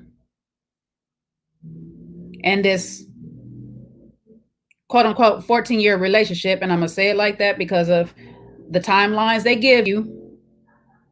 I mean, in Alexia, this 14-year relationship that wasn't 14 years, that wasn't 4 years, that was barely 1 year. Sweetie, I don't care. My friend, a person I consider my friend, would never do that to me. Never in a million years would a friend of mine still be a friend of mine. I would still consider them a friend at the end of all of this, ever do that to me. Because with friends like these, who needs enemies? Real talk. That man publicly embarrassed you and you still taking his phone calls. You want to sit here and make excuses for that? No, it would be no phone calls. He would know. For sure. And trust me, I got men in my thing that are from the same area Darian is from, Atlanta people that still call me to this day. I see that 404 jump on there. And if it's one that I recognize, it gets answered. If it's one I don't recognize, you go into voicemail because I don't have time for your shenanigans. I don't have time for your games. I'm not about to play with you. That same energy needs to be going towards him right now, Alexia. He played with you. Don't play back with him. Stop allowing this man to have access to you. I don't care how much of a family ties y'all got, how much he knows about you. I don't care if he knows your deepest, darkest secrets that you don't want nobody else to know. He will have to reveal that for me to even speak his name again. And then I'm just going to tell the world he is in a very hurt place because he don't have access to me no more. I will stop giving the devil access to me. Like, period. There is no reason for you to let this man in and out your life continuously playing with you. And that's what frustrates me the most with you. I try to give you so much grace. but you won't even protect yourself. You won't even love yourself enough to say enough is enough. And when you're like in such an abused state like that, it's very hard for me to watch to continue to watch you go down that path. And to be honest with you, if I was like really one of your close friends, I would probably stop being your close friend for this reason. I wouldn't stop loving you or what that. I wouldn't stop being there for you. But if you're not trying to hear me, be a real friend to you and tell you, stop letting this man play you every chance he gets. I couldn't stand by your side no more, because I would feel some type of way if something really happened to you. And I'm not saying that it's down an abusive lane like that, but this mental abuse that he's putting you through, that's not cool either. That lasts a lot longer than that physical abuse. That's a lot more torture than that physical abuse. And you're going to have to get some real counseling. I know you like to say you healed, you healed, you healed. You're not. You have not even cried the hurt out properly. I can guarantee you that. Because when you was on Kojo's Live the other day, the tears were still falling. So I know you're still hurting. Hollywood tried to say it too. The tears are still you're still hurting, but you want to deny it. You can sit in that denial all you want. But as long as this man has access to you, the hurt is going to be there. Cut him off so you can heal. Darian, I have no words for you because you're beyond reproach. Like, at this point, I don't even wish karma on you. I'm just going to pray for you, sir, and hope you be well off somewhere. And, I'm just going to pray for all the women that you encounter that they don't fall victim to you. That's all I can say on that. And we'll come back to it some more. Appreciate it, Chef Jay. Appreciate Chef Day. Much love for that. I'm definitely hear you on that reading there. That was a good reading. It needed to happen. Good points there about Alexia being hurt still as well. I think that's a very important part to mention. So yeah, thank you very much, Chef Jay. I know we'll get to have you say your piece again in a little bit more after a few hours have gone. Recreated by Bree, good to see you back here. Was talking obviously about Darian, Alexia, Kai situation. Talking about them, they were on the reunion. It was a interesting reunion with them three on. What was your kind of thoughts? Yes. My thoughts on it is Alexia is not done with Darian. I know she can say all she wants that, I'm done with him, he's a narcissist, all these things, but deep down inside, she's really not done. I mean, I guess how could you be after 14 years on and off? That whole dynamic last night watching that, it was just a bunch of foolery. And it's just like, especially for Alexia, because you should know better. You know how Darian is. I mean, at least I could say with Kai, at least, like she said, she didn't do 14 years of it. And I just believe, and just like when you were interviewing Alexia, he calls her in the middle of the interview. And as you asked her, why isn't he blocked? So it just lets me know even further, she's not done with him. I think Kai, she basically sees Darian for who he is. I mean, he's just going to do him and continue to be with other women. And she can't deny the fact that she knew she was wrong in that situation, being with someone who was still in a relationship, regardless of what Darian said, deep down inside, he was still dealing with her. So she can't even front on that. Darian takes no accountability for anything. I really, really pray for him, because he is truly in denial and he just thinks about himself and he knows what he's doing. I mean, he's not stupid. I just think the whole, seeing these two women going back and forth over him, I was just like, you do realize he's the problem. And although Alexia said, 2% of it is on Kai and then 98% is on Darian, no, just 100% is on Darian. Again, I mean, Kai doesn't owe you anything, but she knew she was wrong. But just look at him, take her out, look at him. Because honestly, Alexia, you can say what you want, but you knew that Joker was no good from the beginning. You even said in the interview from college that people were coming up to you saying, oh, he's with this dancer on the team and blah, blah, blah. Like, you knew what it was. And so if it wasn't Kai, it was definitely going to be somebody else. Even if he had married you, it was always going to be somebody else. There's always somebody else. And I just needed to get to her head that he's not going to change. He is who he is. And you know this about him. And you know deep down inside you could never trust him. Even when you guys were quote unquote good during the show at times, you still had an inkling that something was up. So I just need them to completely cut each other off. Do not answer his calls. Don't answer any texts. Completely block him. And you know how to do that on all social media platforms. Do what you need to do, but you're still holding out some type of thing for him because you can't let go. As far as Kai, I just need her to completely remove herself from this situation. Don't even be bothered with Kai. Don't be bothered with Alexia. Don't even talk about her at all. Both of you guys just need to move on and let that man be, because he's going to do what he wants to do.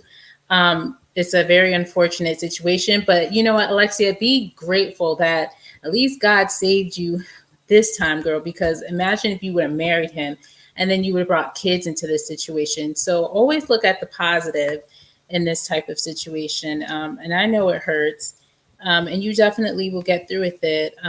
Definitely. So I just want you to heal. Completely cut him out of your life. Kai, do the same thing, and the both of you just will move on. Thank you very much, Recreate by Bree. Much love for that, man. Good dissection there as well. Good dissection there. Dr. Nundi, you ready? I don't know if you're there, Dr. Nundi. Yeah, I'm ready. Are you there? Dr. Nundi, go for it. Yeah. So may we all understand that a real friend will look out for you and have your back. A real friend will keep you in mind. A real friend will warn you from destruction or stop you from yourself. A real friend would not jeopardize the friendship. A real friend will be honest, will be truthful with you, regardless of how difficult that truth or honesty may be to give to you. If he was a real friend, he would have told you before y'all even got on this show. But it's the simple fact that being on the show, and even before he went on those dates, he could not tell you the truth. It took for him to choose the coward way out of getting with another woman, getting her feelings involved, sleeping with her, causing all this drama for you to get the truth. At the same time, you can't be blinded by the truth. You cannot be in so much deception with scales over your eyes when the red flags are being presented to you. It's been a number of times, whether it was in college, whether it was you overseas, whether it was a friend or a stranger telling you. God could have sent his angels to show you. God himself could have spoken to you. But if you utterly refuse to pay attention to the red flags, you find yourself in a 14-year hamster wheel. It's so important to do exactly what some of the ladies on the show said. Trust your gut. Listen to the Holy Spirit. Have discernment, discerning of spirits. It's important because you can avoid so much heartbreak and heartache. But when you find yourself in these positions, you allow us to believe that maybe you wanted it like that. Maybe you like it like that. Some people like dysfunction. Some people operate in dysfunction because that's all they know. And so dysfunction to them seems good. even though we know it's not. But it's been plenty of times where you could have been left and got out that door. And for Darian to embarrass you on national TV for millions of viewers to see, it didn't have to be that way. But I am thankful that you have the truth. So now you can live in freedom and be liberated and to learn more about yourself and who you are without saying his name out your mouth. Darian, you could have easily been a man about the situation and just told the truth.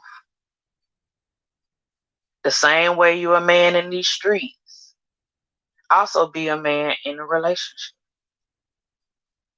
Just tell it like it is. And don't get other people involved.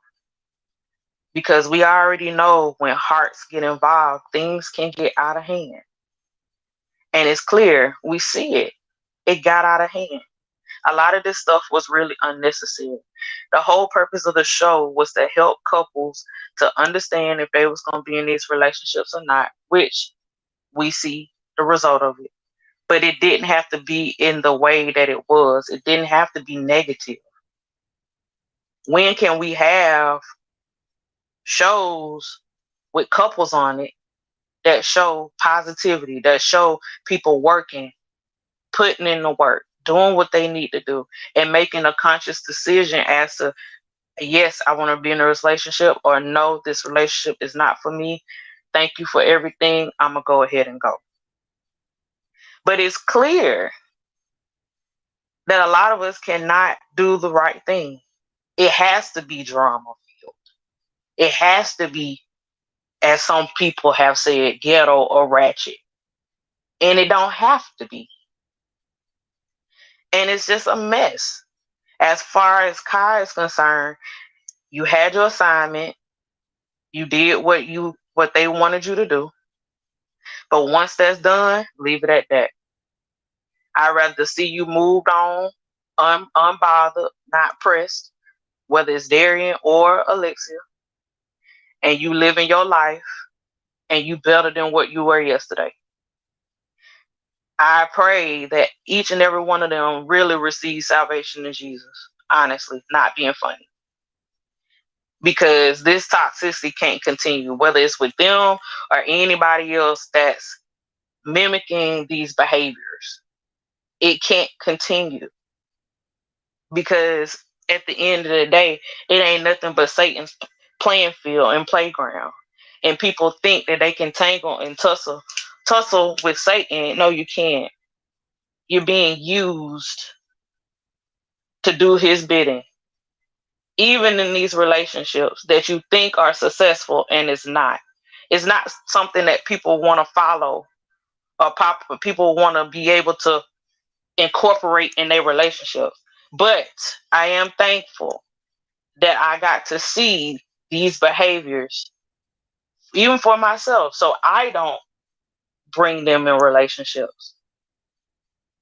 And I hope that other people saw these things so they don't bring them into their relationships.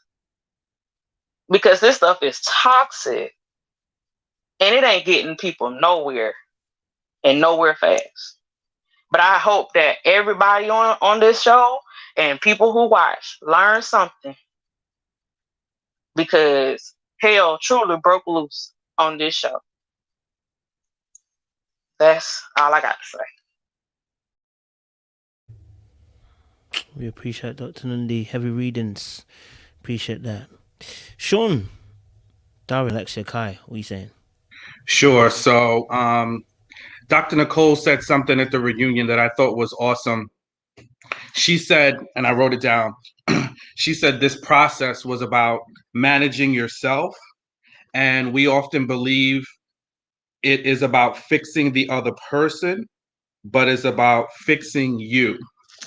And when I think about what transpired, especially between Alexia and Darian, and although obviously Darian did a lot of dirty things and moved, in a deceitful way, in their relationship.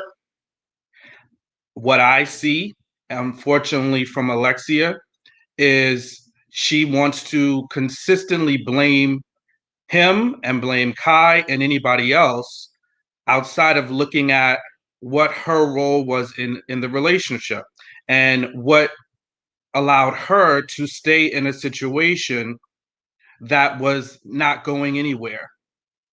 And it's not to make it her fault, but it is for her to understand what her role was so that you could walk away or she could walk away and then not be able to make those same mistakes in another relationship.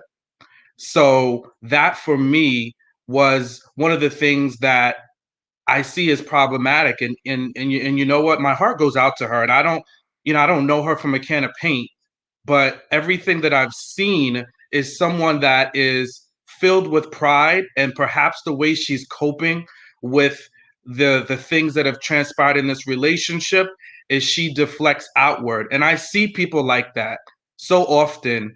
When they go through a situation where maybe they were hurt, they just project outward, and then they have to be the victim in the situation in order for them to feel better about it.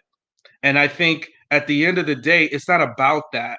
It's about what lessons are you learning in this relationship. And just like Dr. Nicole said, it's not about fixing Darian, right? Because clearly you saw some things in this relationship that were not of value because you had some off years.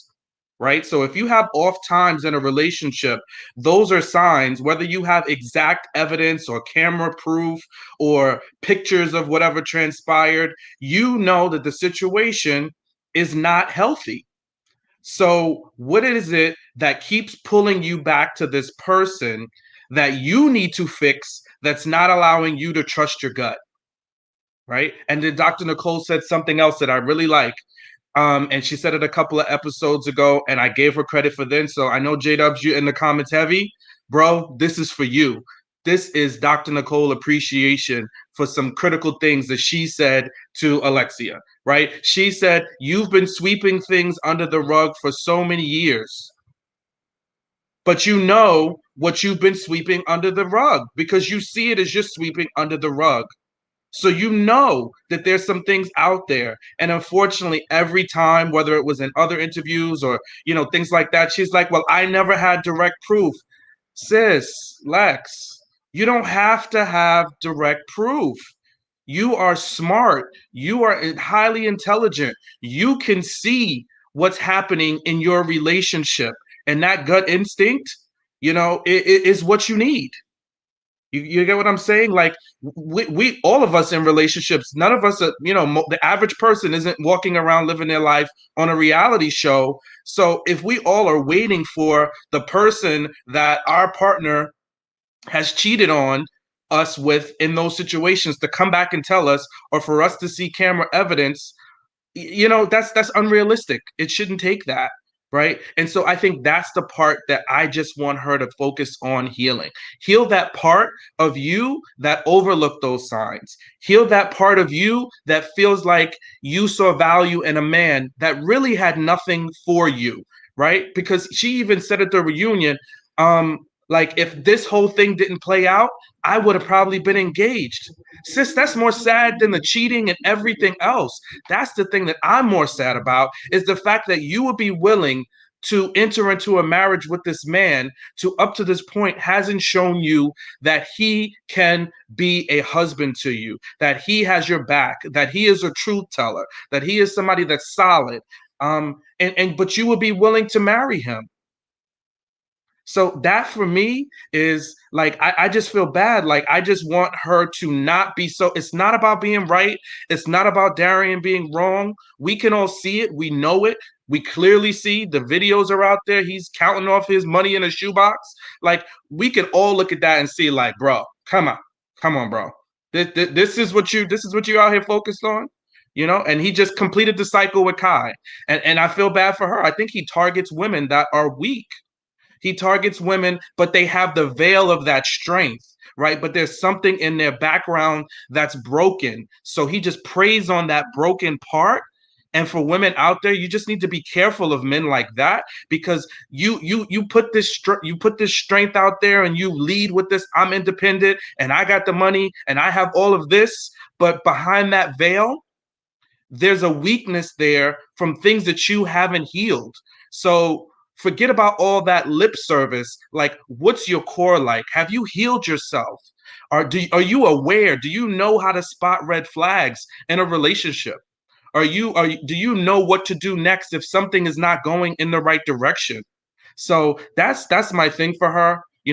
I just want the best for her. Darian's gonna always be Darian. Ain't looking for him to change. He ain't gonna change. He is who he is. And I'm sad about it, but listen, that brother is who he is, and he shows us every time. He is consistent. He is consistent. And every woman that has interacted with him, all these ladies are popping up on all these different YouTube channels talking about interactions they've had with him, and it's all the same. So anybody, thank God, it's actually a great service for any woman that sees him. Go in the opposite direction. He ain't gonna do you nothing different than he did the last one before you. But pay attention to the signs. So that was the thing for me with these two, and I just want her to heal and forget these Team Lex shirts. It's cute, but no, we should be, let's get Lex healed. Friends should support somebody, but don't drive a narrative that leaves them irresponsible of the things that have happened in their life. That's not a friend. A friend is going to hold you accountable to the things that you did. And it's not to beat her while she's down, but to say, listen, what's important, sis? We want you to get help. We want you to get out of this situation. Don't answer his phone calls. He's your friend? Friend from where? Who needs friends? Who needs enemies with friends like that? So that's it for me. Everybody was dropping those sermons today, because I see you guys were loading up on these bars. Man, it's crazy. Thank you for that, Sean. Thank you for Chef J. Thank you, Recreated by Bree and Dr. Nundi. Yeah, you guys have pretty much said everything I wanted to say. I mean, earlier on I said about the fact that Kai and Alexia are the same person. I think even myself and Jay have been doing some videos on dark hearts. Another one's kind of drop on Monday, but it's like, this. If we keep it 100% real, Darian knew what he was doing when he chose Alexia, right? Do you know how I know that? Because I've done it before. Maybe not to his extent of that abuse like that, but I'm talking about us men know when we see certain gal, we know. I can see, yeah, you're gonna be easy to play. You wear your emotions far too much on your shirt. I can play with you. Okay, I can probably play with you a few months before you go crazy and blow up the stuff. A lot of men are very calculating how they move. Okay, they are not stupid. They're not wild beasts. Okay, no matter how much they try to make you look like it's a rational movement, it's very much rational. It's very purposeful. Okay, in the movements that they make, right? Kai and Alexia have brokenness that has not healed, and these are the areas where us as men know exactly how to twist your arm. Okay, all right. Darian's got this natural charm. He's got that funness. He's got funness to him. He's a bit of a comedian to himself as well. Do you know what I'm saying? He's got attributes that will make you be drawn to him. I know we're seeing him on a platform where he's moving absolutely mad, but I'm trying to look at it from the perspective of women, right? Both Alexia and Kai say the same thing. He's a funny guy. He's charming. Do you know what I'm saying? He draws you in with his aura, and that is what, if you ever heard anything about players, that is what they always carry. They have an aura, they have a charm, they're funny, they got their own little quirks about them. Do you know what I mean? They make you feel special. Okay, so these are their arsenal and weaponries that they use, okay, to draw you in. Now the key thing is, I think Sean, you even touched it as well again, is that as a woman, you also want to be healed.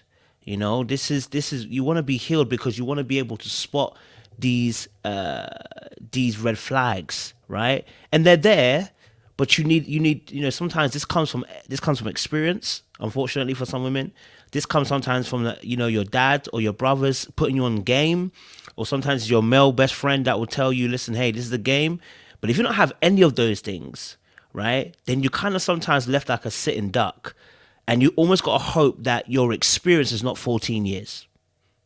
That's the honest truth. You've almost got to hope your experience is not 14 years, right?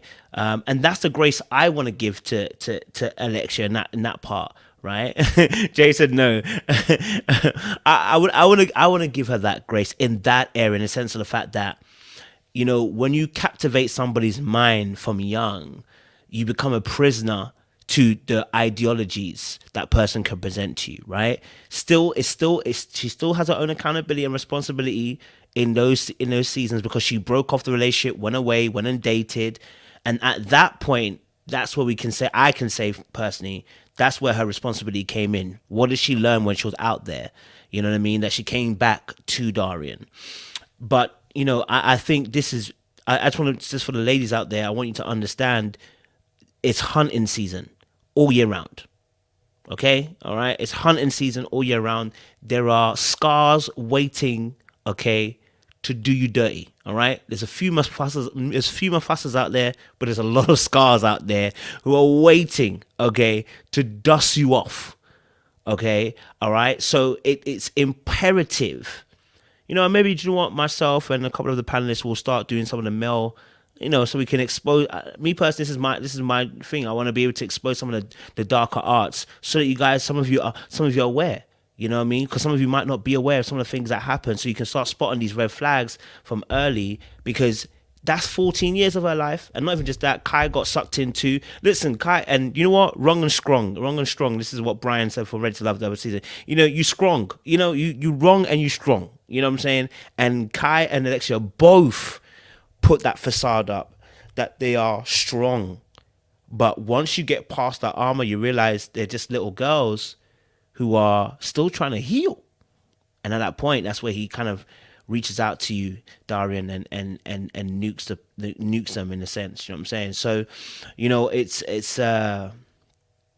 you know, when, man, you know, Darian is a dangerous guy, man. I'm just gonna say it straight. He's a dangerous guy.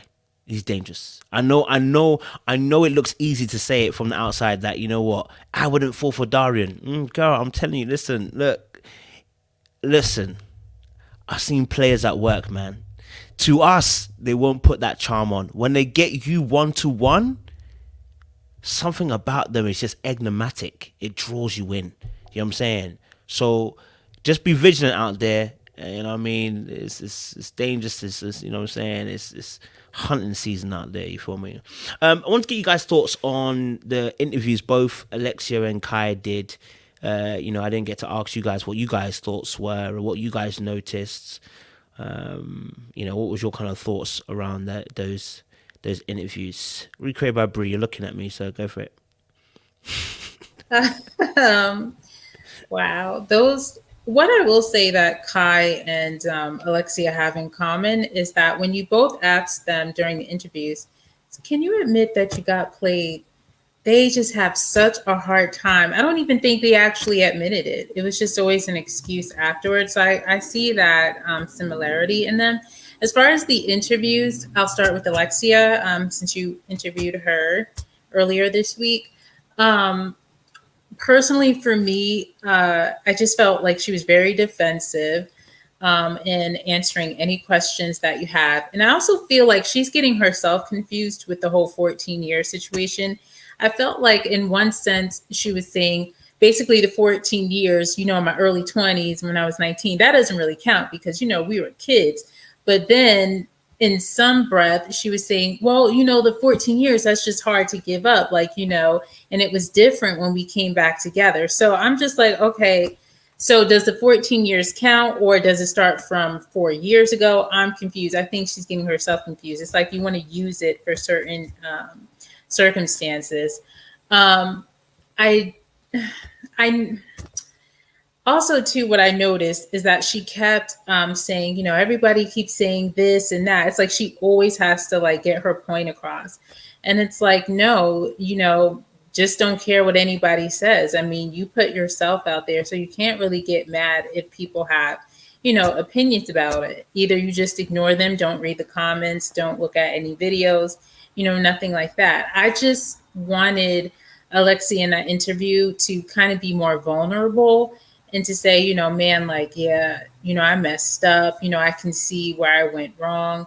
I don't even know why I chose this guy. I just love him and I just wanted to be with him. If she was just like that, I could kind of, rock with her a little bit. But just the defensiveness, I didn't like that. I just thought she was kind of rude in a sense. And I just kind of wish, that she'd really take accountability, as everyone was saying, and really just see it.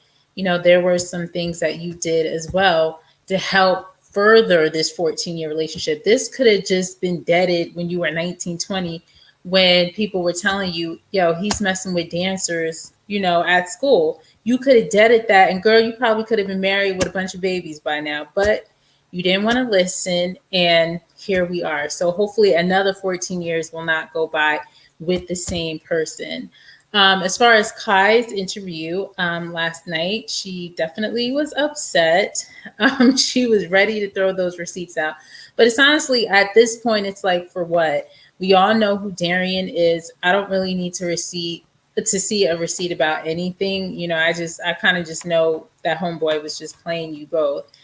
I can understand, I guess, her frustration with Alexia, like Alexia contacting her, and she wasn't lying about that. I just, as personally, I would know that she wasn't lying about that part about Alexia reaching out to her and inboxing her and all that stuff. But I think she should have directed more of it towards Darian. Like, she gave Darian a little bit of heat or whatever, and she got receipts, but it was just, she had so much anger for Alexia.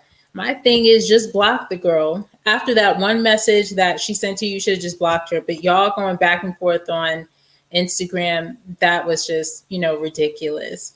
I wish she would have been more prepared. I thought we were going to get more from her during the interview. But maybe she's just, I don't know, was having a bad day and was just out of it. But as far as their interviews, I wish Alexia was more vulnerable and took accountability and not defensive. And I wanted Kai to focus more on, what she did wrong, because she even had a hard time admitting that she was wrong. She says she don't feel like she's wrong, but she deep down inside she's wrong.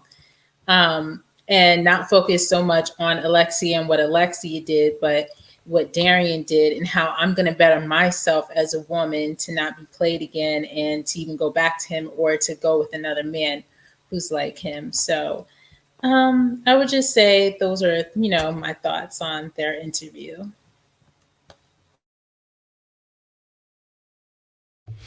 Thank you very much. Recreate by Bree. Strong start, baby. Appreciate you. Dr. Nunda, you there? You there? Yes, I'm here. Go for it. We're talking about what your thoughts on both interviews. So all of this is reminding me of modernized Jerry Springer. It just happens to be on social media. And it would have been better if both women would have just admitted to their wrong in the situation, not focus so much on one another, and honestly just move on from the situation. At this particular point, it's tiresome, to be honest, and being defensive or, being spiteful, hating one woman over the other, it's just toxic across the board. It really affects my spirit, to be honest with you, because again, this shouldn't have been like this. And just like somebody just said in the comments, the show should have been moved to another station. It's kind of true, because it's just a modernized Jerry Springer at this particular point. Not being funny, just being honest. And both of the ladies really could have learned, like, it requires more strength and more courage. And believe it or not, you probably would have got even more respect if you would have owned up to your part of the situation versus deflecting it and blaming it on somebody else. Again, it just shows a level of immaturity, and it's not, again, being mean at either one of them, but it just come a point of time in your life where you just like, okay, I messed up. I shouldn't allow this to happen. I shouldn't allow my behavior and attitude to get out of control, to have emotional intelligence. People gonna say what they gonna say. And like Bree said, not reading the comments, not, firing back, being on Instagram lives and whatever else, and just let it go. Sometimes it's just important to write it in the sand. It don't require any other words. It doesn't require your energy. It doesn't require your time. At that point, focus on yourself and keep it moving.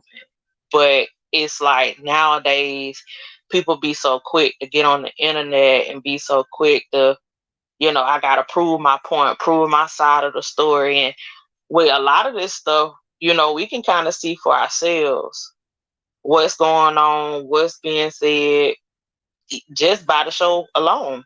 The Instagram stuff, of course, is extra, so we get more to the story. But if we never had none of that and we just saw it on the TV for what it was, we already know. But I don't know if they was in the position to really receive what, you were trying to say, or anybody who had something positive to say, something of constructive criticism. People who really had something that could possibly help their life and make their life better. I'm not sure if they was in that position to really receive that. And I really do pray that, in their journey of life, that they can receive truth, honesty, take accountability when you know that you're wrong. If somebody did lie on you or whatever the case may be, the truth will reveal itself sometimes without you having to do anything. If you just sit back sometimes and take your mouth off of it, take your fingers off of it, eat your popcorn, the truth will reveal itself. And that way you will be blameless, you will be innocent, and you won't, people won't be pointing the finger at you all of the time. But, when you do interviews and you just try to defend yourself every single time, it's just like, okay. So it didn't sit well in my spirit. I just honestly felt bad for everybody at this particular point, because it's like nobody's getting it. It's just going through one ear and out the other, or going over the head. It's just like, all right. So yeah, that's my take on it. Appreciate that, Dr. Nundy. Appreciate that. Sean, what are you saying? What was your thoughts on the Alexia Kai interviews, Captain? Sure. So I think it's just so interesting. On the surface, Kai and Alexia are very different. But when you get, again, behind the veil, they are so similar.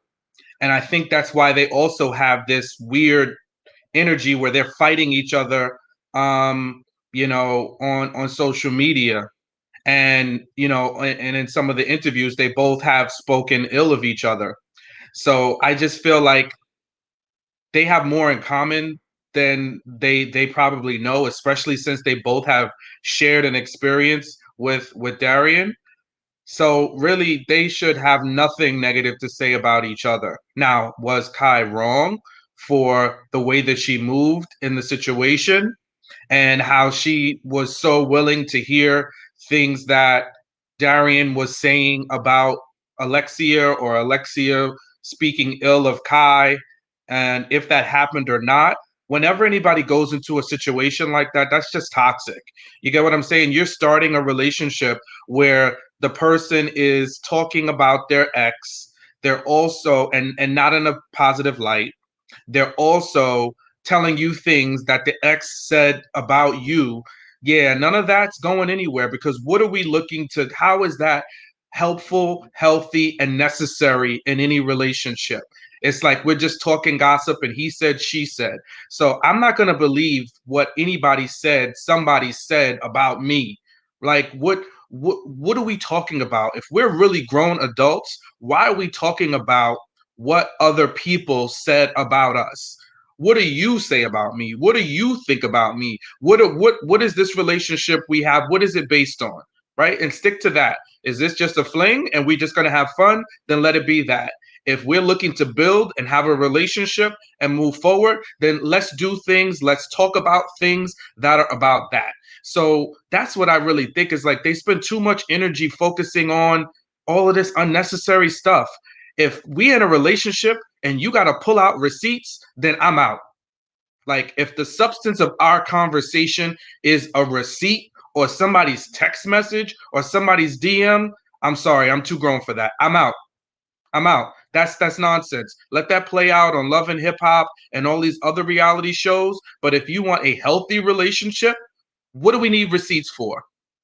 It's too much time and energy on unnecessary things. And then you see, and Kai doesn't get it because she didn't even get it when you were talking with her even last night. She's like, well, this is that and this is this. No, like, sis, understand. It doesn't make you the worst person in the world, but some part of you felt like you were so much different than Alexia that you were going to have a different outcome in this relationship with Darian. Because that's why you so pridefully went into that. Like, what did you really expect to happen? And she said it. So she's smart. She said people always say how you start is how you finish. Yeah, and that's how you finished, ma'am. You finished that way. Your relationship was finished in the same way that Alexia's was finished. Right? Due to destruction, lies, cheating, and whatever. So what was your foundation on? It was on nothing. And you went into it thinking that somehow because you weren't Alexia that you were going to have a different outcome. And that's the part where she needed to own what about him made you think that there was going to be some different outcome for you? Now, if she said, listen, I just wanted to have a good time, a fun time, it was a show I came on and I just had a good old time. But no, she got all wrapped up. Her emotions were entangled. She didn't want to admit that she was in love with him, but her text said something different. And then it's like, oh, I said that to build his ego. So you're lying to build his ego up? Like, you have to tell him that you love him to build his ego up. So we're playing with love now? Come on. Come on, sis. I don't believe it. You loved him. And that all that anger and emotion was because you loved him and because there was a deep care. And it's okay. It's okay. It happens. We're all human, but it will keep happening again if we don't learn from what got us there. And I don't think she's at a point that she learned. She's just like, I'm hip to the game, so I saw it a lot sooner than her. Yeah, you did, but you shouldn't have even been in it. Because you were a third party removed. You got enough experiences with him. You should have done your work and been like, yeah, no, I'm good. This is a lot of mess going on here. And I'm in the thick of it. So if he's being messy with her, why is he not going to be messy with you? That's the part I didn't get with her, right? I don't want to make her, the worst person in the world and she, she made the situation. No. She was a part of it. She played a role, but she does need to understand for her own well-doing. Forget about Alexia, forget about Darian, for Kai. So the same messaging I would have for Alexia, a little different, but for Kai, like, you got to learn, like, why would you want to be in this toxic space with somebody that's not going to do anything well for you? You said you're a mom, right? Why would you want to put yourself in that space to be part of that toxic stuff? So that's my thoughts about that. Pass the plate. I hear you. Pass the plate. Chef J. I hear you, Kat. All right, y'all. Just stay with me. I'm going to try to stay positive through most of it. I'm going to give a disclaimer off top because I am not attacking either woman. It's going to come off the way it comes off. It may come off harsh because I'm a tough friend at times, but this is not to attack either woman once again. Kai, the fact that Kojo had to literally drag accountability out of you, that's a problem. Sweetheart, at the end of the day, you may not feel wrong about what you did. He may have told you that you guys were okay to do what you did because he's no longer in a relationship with Alexia. I'm not saying that you have to feel some type of way by sleeping with this man. What I'm saying is you hurt somebody in the process. Take accountability and acknowledge Alexia's hurt. You don't have to really, it'd be nice that you apologize for that part. It would be nice. Not saying that you have to, that's your choice. But it would be grown of you. It would be nice of you. It would actually behoove you if you did. But that is up to you. I understand she said what she said about you. She was hurt. And you should understand, people say things to hurt people back when they're coming from a hurt space. So her saying what she said, that you were thirsty and you were this and you were a dancer, you was that, this, that, and the third. Most women would react like that. Some men in their case too. That's just a natural reaction of a hurt person. You hurt me, I'm going to hurt you back. On top of it, like he was saying things to you, he was going back saying things to her. So whatever he was saying to her made her feel like she can say it out loud too, just like you were saying the things that you were saying out loud. So don't forget that part of it. You guys are both one and the same, and he was playing you just the same. So take accountability that, yes, you slept with somebody else's man. Yes, you may have hurt somebody else in that process.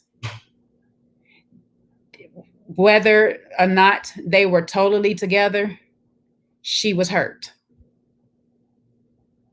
She felt like they were in a relationship. Trust, we have all been here on both sides. And I love how these females in the chat like to act like they have not been the other woman. There are less straight males in this world than they are females. So yes, at some point, knowingly or not, you have been the other woman. And at some point, you may have found out when you didn't know that you were. And so we all have been here before. If you have any guilt in you, you will feel some remorse for her in that particular situation or whatnot. Some. If you've been that woman before in your past relationship with your baby father or any other relationship past that, you should know the remorse. You should know the hurt. You should know the feeling that Alexia is going through. So you can at least talk from that standpoint. We are not perfect. We don't have perfect relationships. If that was the case, you would still be with your children's father. Point blank, period. So the receipts that you had, I wish they were for showing Darian's character more so than trying to show Alexia that you guys were dating. Don't nobody care. The only person that care is you. Darian don't even care. Because he was doing the same thing. He ended up doing the same thing he did to her, to you. And you could say it was less time. We don't know. You just chose not to ignore it for as long of a time as she did. Alexia, sweetheart, stop doing interviews. I know you don't have to do any more now, but you should have stopped a long time ago. Because the circles you drawn, you were just going in circles, sweetheart, and none of it was making sense. The math wasn't mathing. Nothing was adding up. And trust me, I love me some math. So, I did the timeline on your 6 years overseas. You said it was about 8 months that you were gone. There's 12 months in a year. So I figured, I'll give you the grace of you guys were together of 3 months. So you had a summer fling. Takes 9 months to make a baby.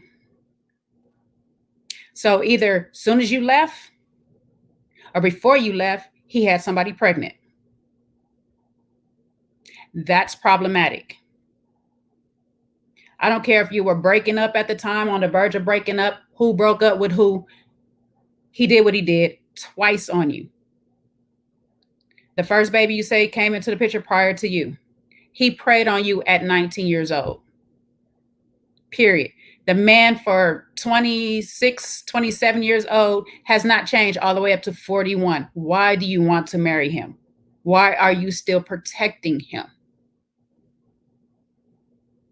You don't have to say nothing negative against him. You don't have to throw salt on his name. You don't have to do none of that. But you also don't have to sit here and act like he didn't do you wrong.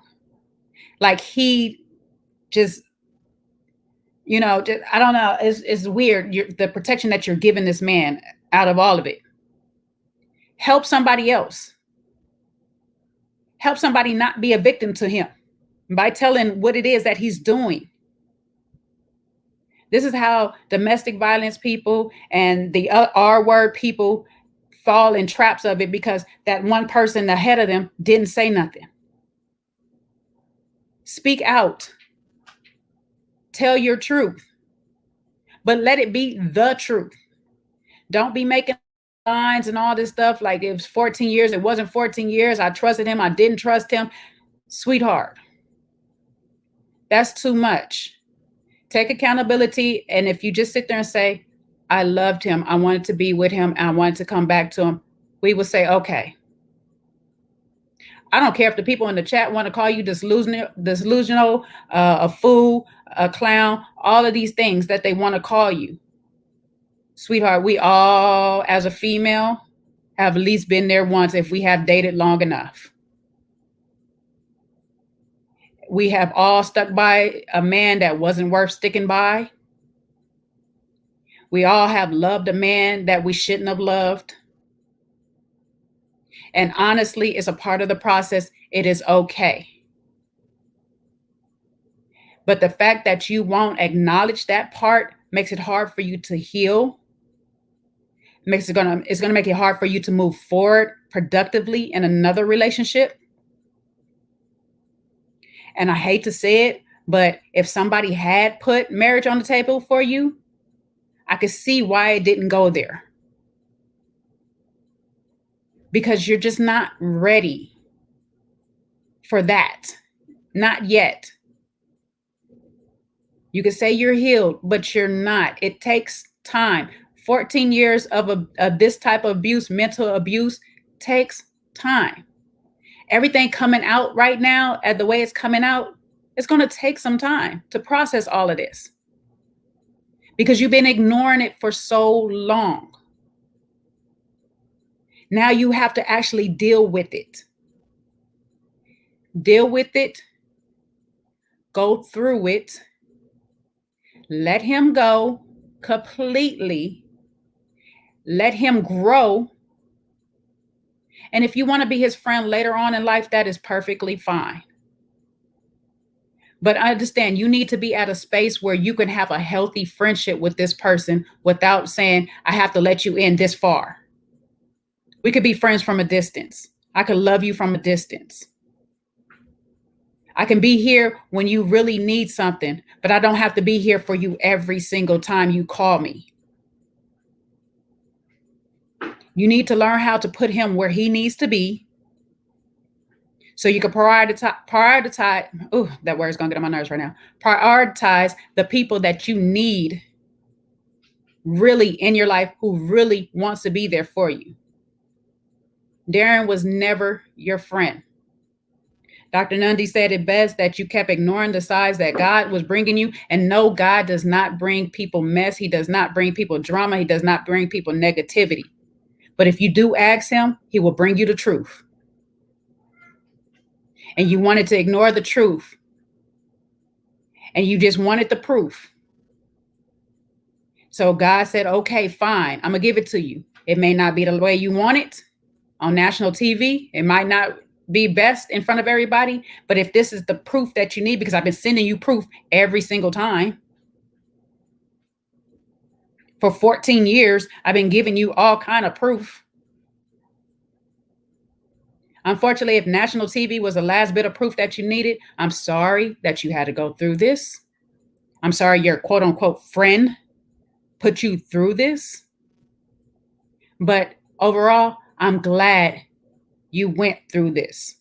So you can go ahead and start to heal and be a better you for whoever comes into your life in the future. And that goes out to anybody else out there. You just have to take accountability for your part in the relationship. We do things that push our partners away. We might not want to see it. We might not want to believe it, but that's what we do. And you got to point fingers at yourself, not the other woman, not the other people, not the other person. Sometimes you really have to look at yourself and say, what did I do wrong in this relationship? So I cannot do the same thing to the next relationship. That I can make sure I walk into the next relationship with a clean slate, a better understanding of myself. And so I can give that disclaimer to that next person, say, hey, this is how to handle me. And if you can't handle me like this, so be it. Thank you. But you're not about to waste any more of my time. I had enough wasted already. So please, both you sisters, get the help you guys need. Take the time you need to be with yourself, to learn yourself, to understand yourself. Alexia, you haven't had much time to yourself, according to you. So take this time to be alone, to be single, love yourself again. It's okay to be alone.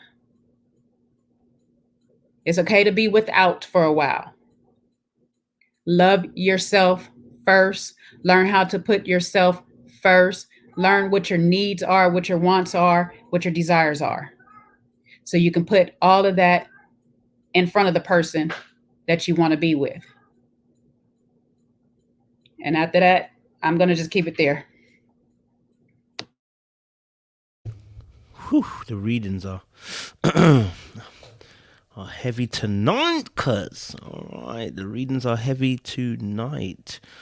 No, I definitely hear you guys. You guys have spoken some words today for both Alexia and Kai, and I know they watch this panel, so I hope that they're taking what we're saying with love, and I hope they're listening and hearing what we're saying. And it's interesting because obviously, just on what you picked up on, Chef Jay, as well, about having that time on the show. There's a digital exclusive on OWN TV, and I think Chris spoke about, obviously, being interested in Alexia, and Alexia saying about, she's open to having 3, 4, 5, 6, 7, 8 dates or whatever.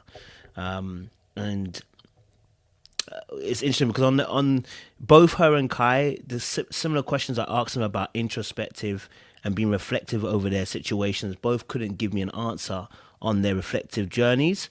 That for me screams you're not ready to be out in the field again, because you haven't learned the lessons. When I asked Alexia, now looking back at the situation between you and Darian, can you see the red flags that were happening? She couldn't see it. That for me tells me you have not sat down with self and actually analyze the situation, right? Because most of us, and I'll say most of us, if not all, when you do look back on a relationship, you start to pinpoint things. That thing there, X, Y, and Z, I can see how that person didn't really, I can see that. But she couldn't give me that answer. That tells me you're not ready to be out in the field. I need you to go back into the lab, spend time with yourself, as you were saying, Chef Jay, and just get to learn and love you again. Right? You shouldn't be out here dating. Don't date anybody. Because you're bound to make the same mistakes again, because you don't know what mistakes you made in the first place. You know what I mean? So that for Alexia is a major thing. For Kai, I think it's scary to not have that level, to not want to admit or have empathy for what you've done. Yeah? If I'm your friend, I can only let you in so far, because you have that level of empathy for me later on when something happens, right? You have to be able to empathize with her situation. You have to be able to empathize with her situation, empathize with the fact that you've caused some level of detriment of hurt to somebody else and see that. And the excuses of the person said this online to me, I don't wash that. Which is probably why when I said I hear you, she knew that I was not saying she knew I was not hearing that, bruv. Because I don't hear that. Right? You can't you can't you can't use that as an excuse as to the level of why you decided to go mad and do what you did. That doesn't make sense. This is again back to that conversation we were having the other night about someone did this or I did this. Yeah, brother, listen, you've got to take accountability for what you do. Do you know what I'm saying? So I think Kai's also got to do some breaking work here, you know, in actually being vulnerable and what vulnerability looks like, and actually getting to sit with oneself and not having that guard up the whole entire time. If you want a real, and I keep saying this, and I say it to women a lot, is because obviously dealing with men, if you've got the wall up as high as the wall of China, okay, guess who's jumping over? Only enemies. Because none of us good guys are trying to jump over the wall of China. Be honest with that, real spit. You've got to learn how to find a balance between having a good amount of guard of your heart, but not building the wall of China over it. Because the only people jumping over that wall are those who are trying to conquer you. And we're not here to conquer. You understand? So when your wall is that high, of course the likes of Darian will come, because that's the kind of that that's the kind of woman they're looking for, because they know when that wall is that high, it's because there's some vulnerability behind it. Do you know what I'm saying? So you got to find that balance as well. So yeah, for me, both Kai and Alexia, I wish you well on your journeys, but we need you guys to spend some time alone and actually heal. You know what I mean? You've both been collected in the soul by the same person, the same game. No matter where you think you are, you're in the same boat.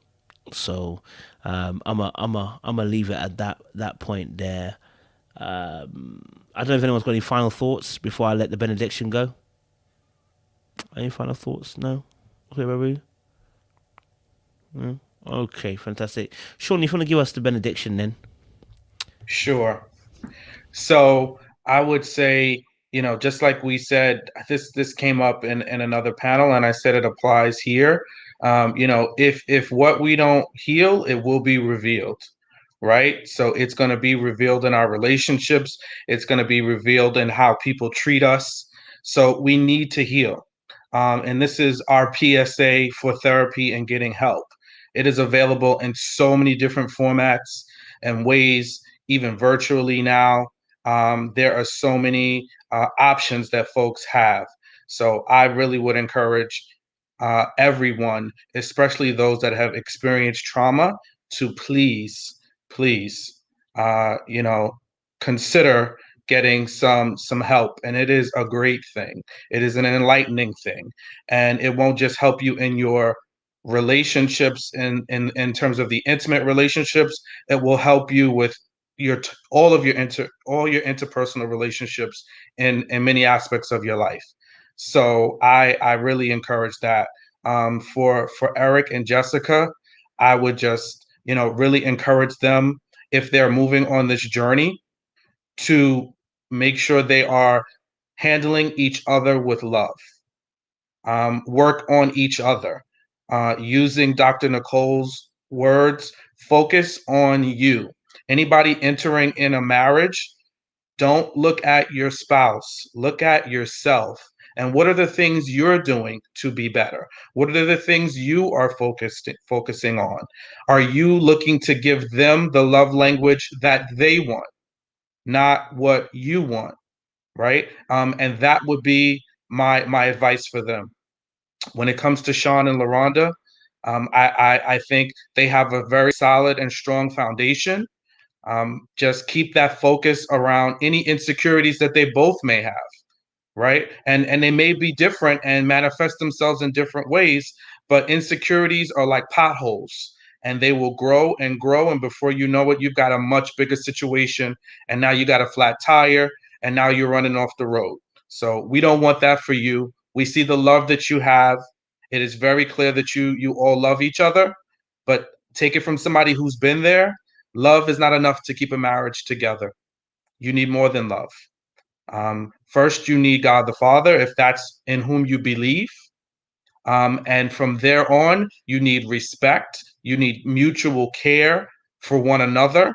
And again, the focus can't be on the other. Look in the mirror. The man in the mirror, that's who you should be looking at, each one of you respectively, and looking to be the best husband, looking to be the best wife. When we start pointing our fingers and our words outwards, that goes nowhere. When it comes to, and I think we talked about them in great detail, Alexia, Darian, and now even Kai in this situation. Really, these folks really need some healing, and it's unfortunate that this all played out.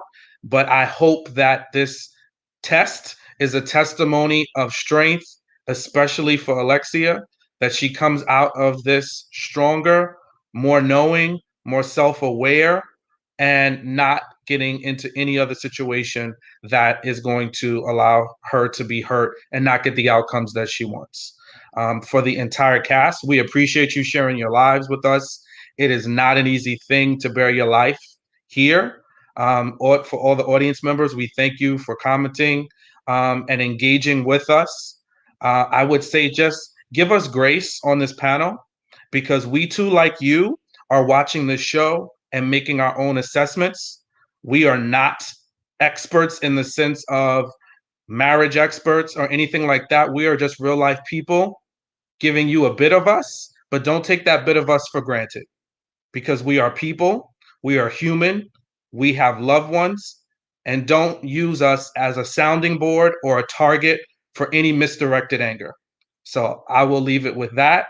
I thank you all for tonight, and I'm going to turn it back to you, Coach.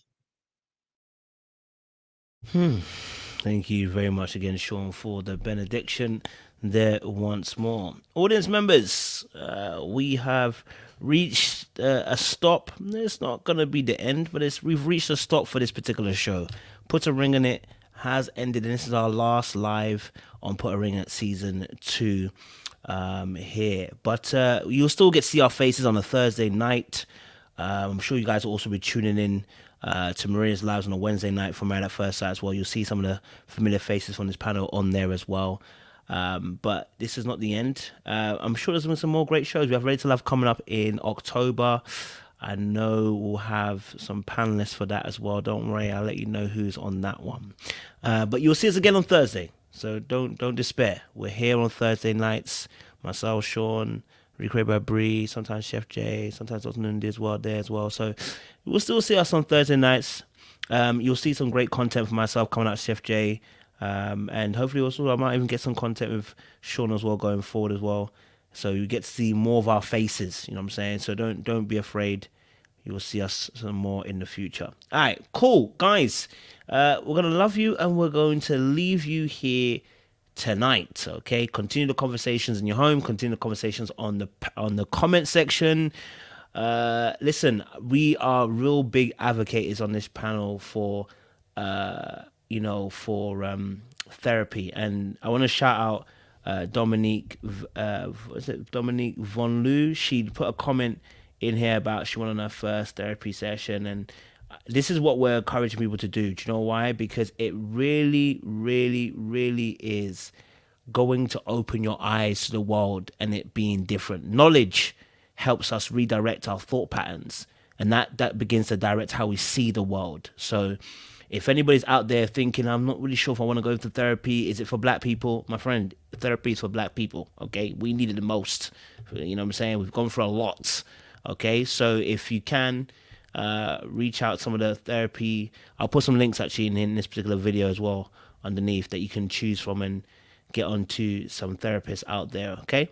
Guys, make sure you stay locked, stay loaded. It's been a pleasure. All 980 of you came out today, man. That's our biggest record number on this show. So we appreciate you. Obviously, you guys are loving the content. We appreciate Chef Jay, recreated by Bree, Dr. Nundi, Sean. Much appreciation and love for coming through. Wait, Chef Jay and Sean, have you guys launched your thing yet? I don't know if you want to tell the audience a little bit. Just keep preparing them, you know what I mean? So they know what's coming. You know what I mean? Go for it, Sean and Chef Jay. Sure. So my channel's coming soon, Sean Unfiltered, within the next couple of weeks. Now that we're off from Put a Ring on It for a little while, that frees me up to really finalize some things, and I will turn it over to Jay to talk about the rest. Yes. So we're doing the final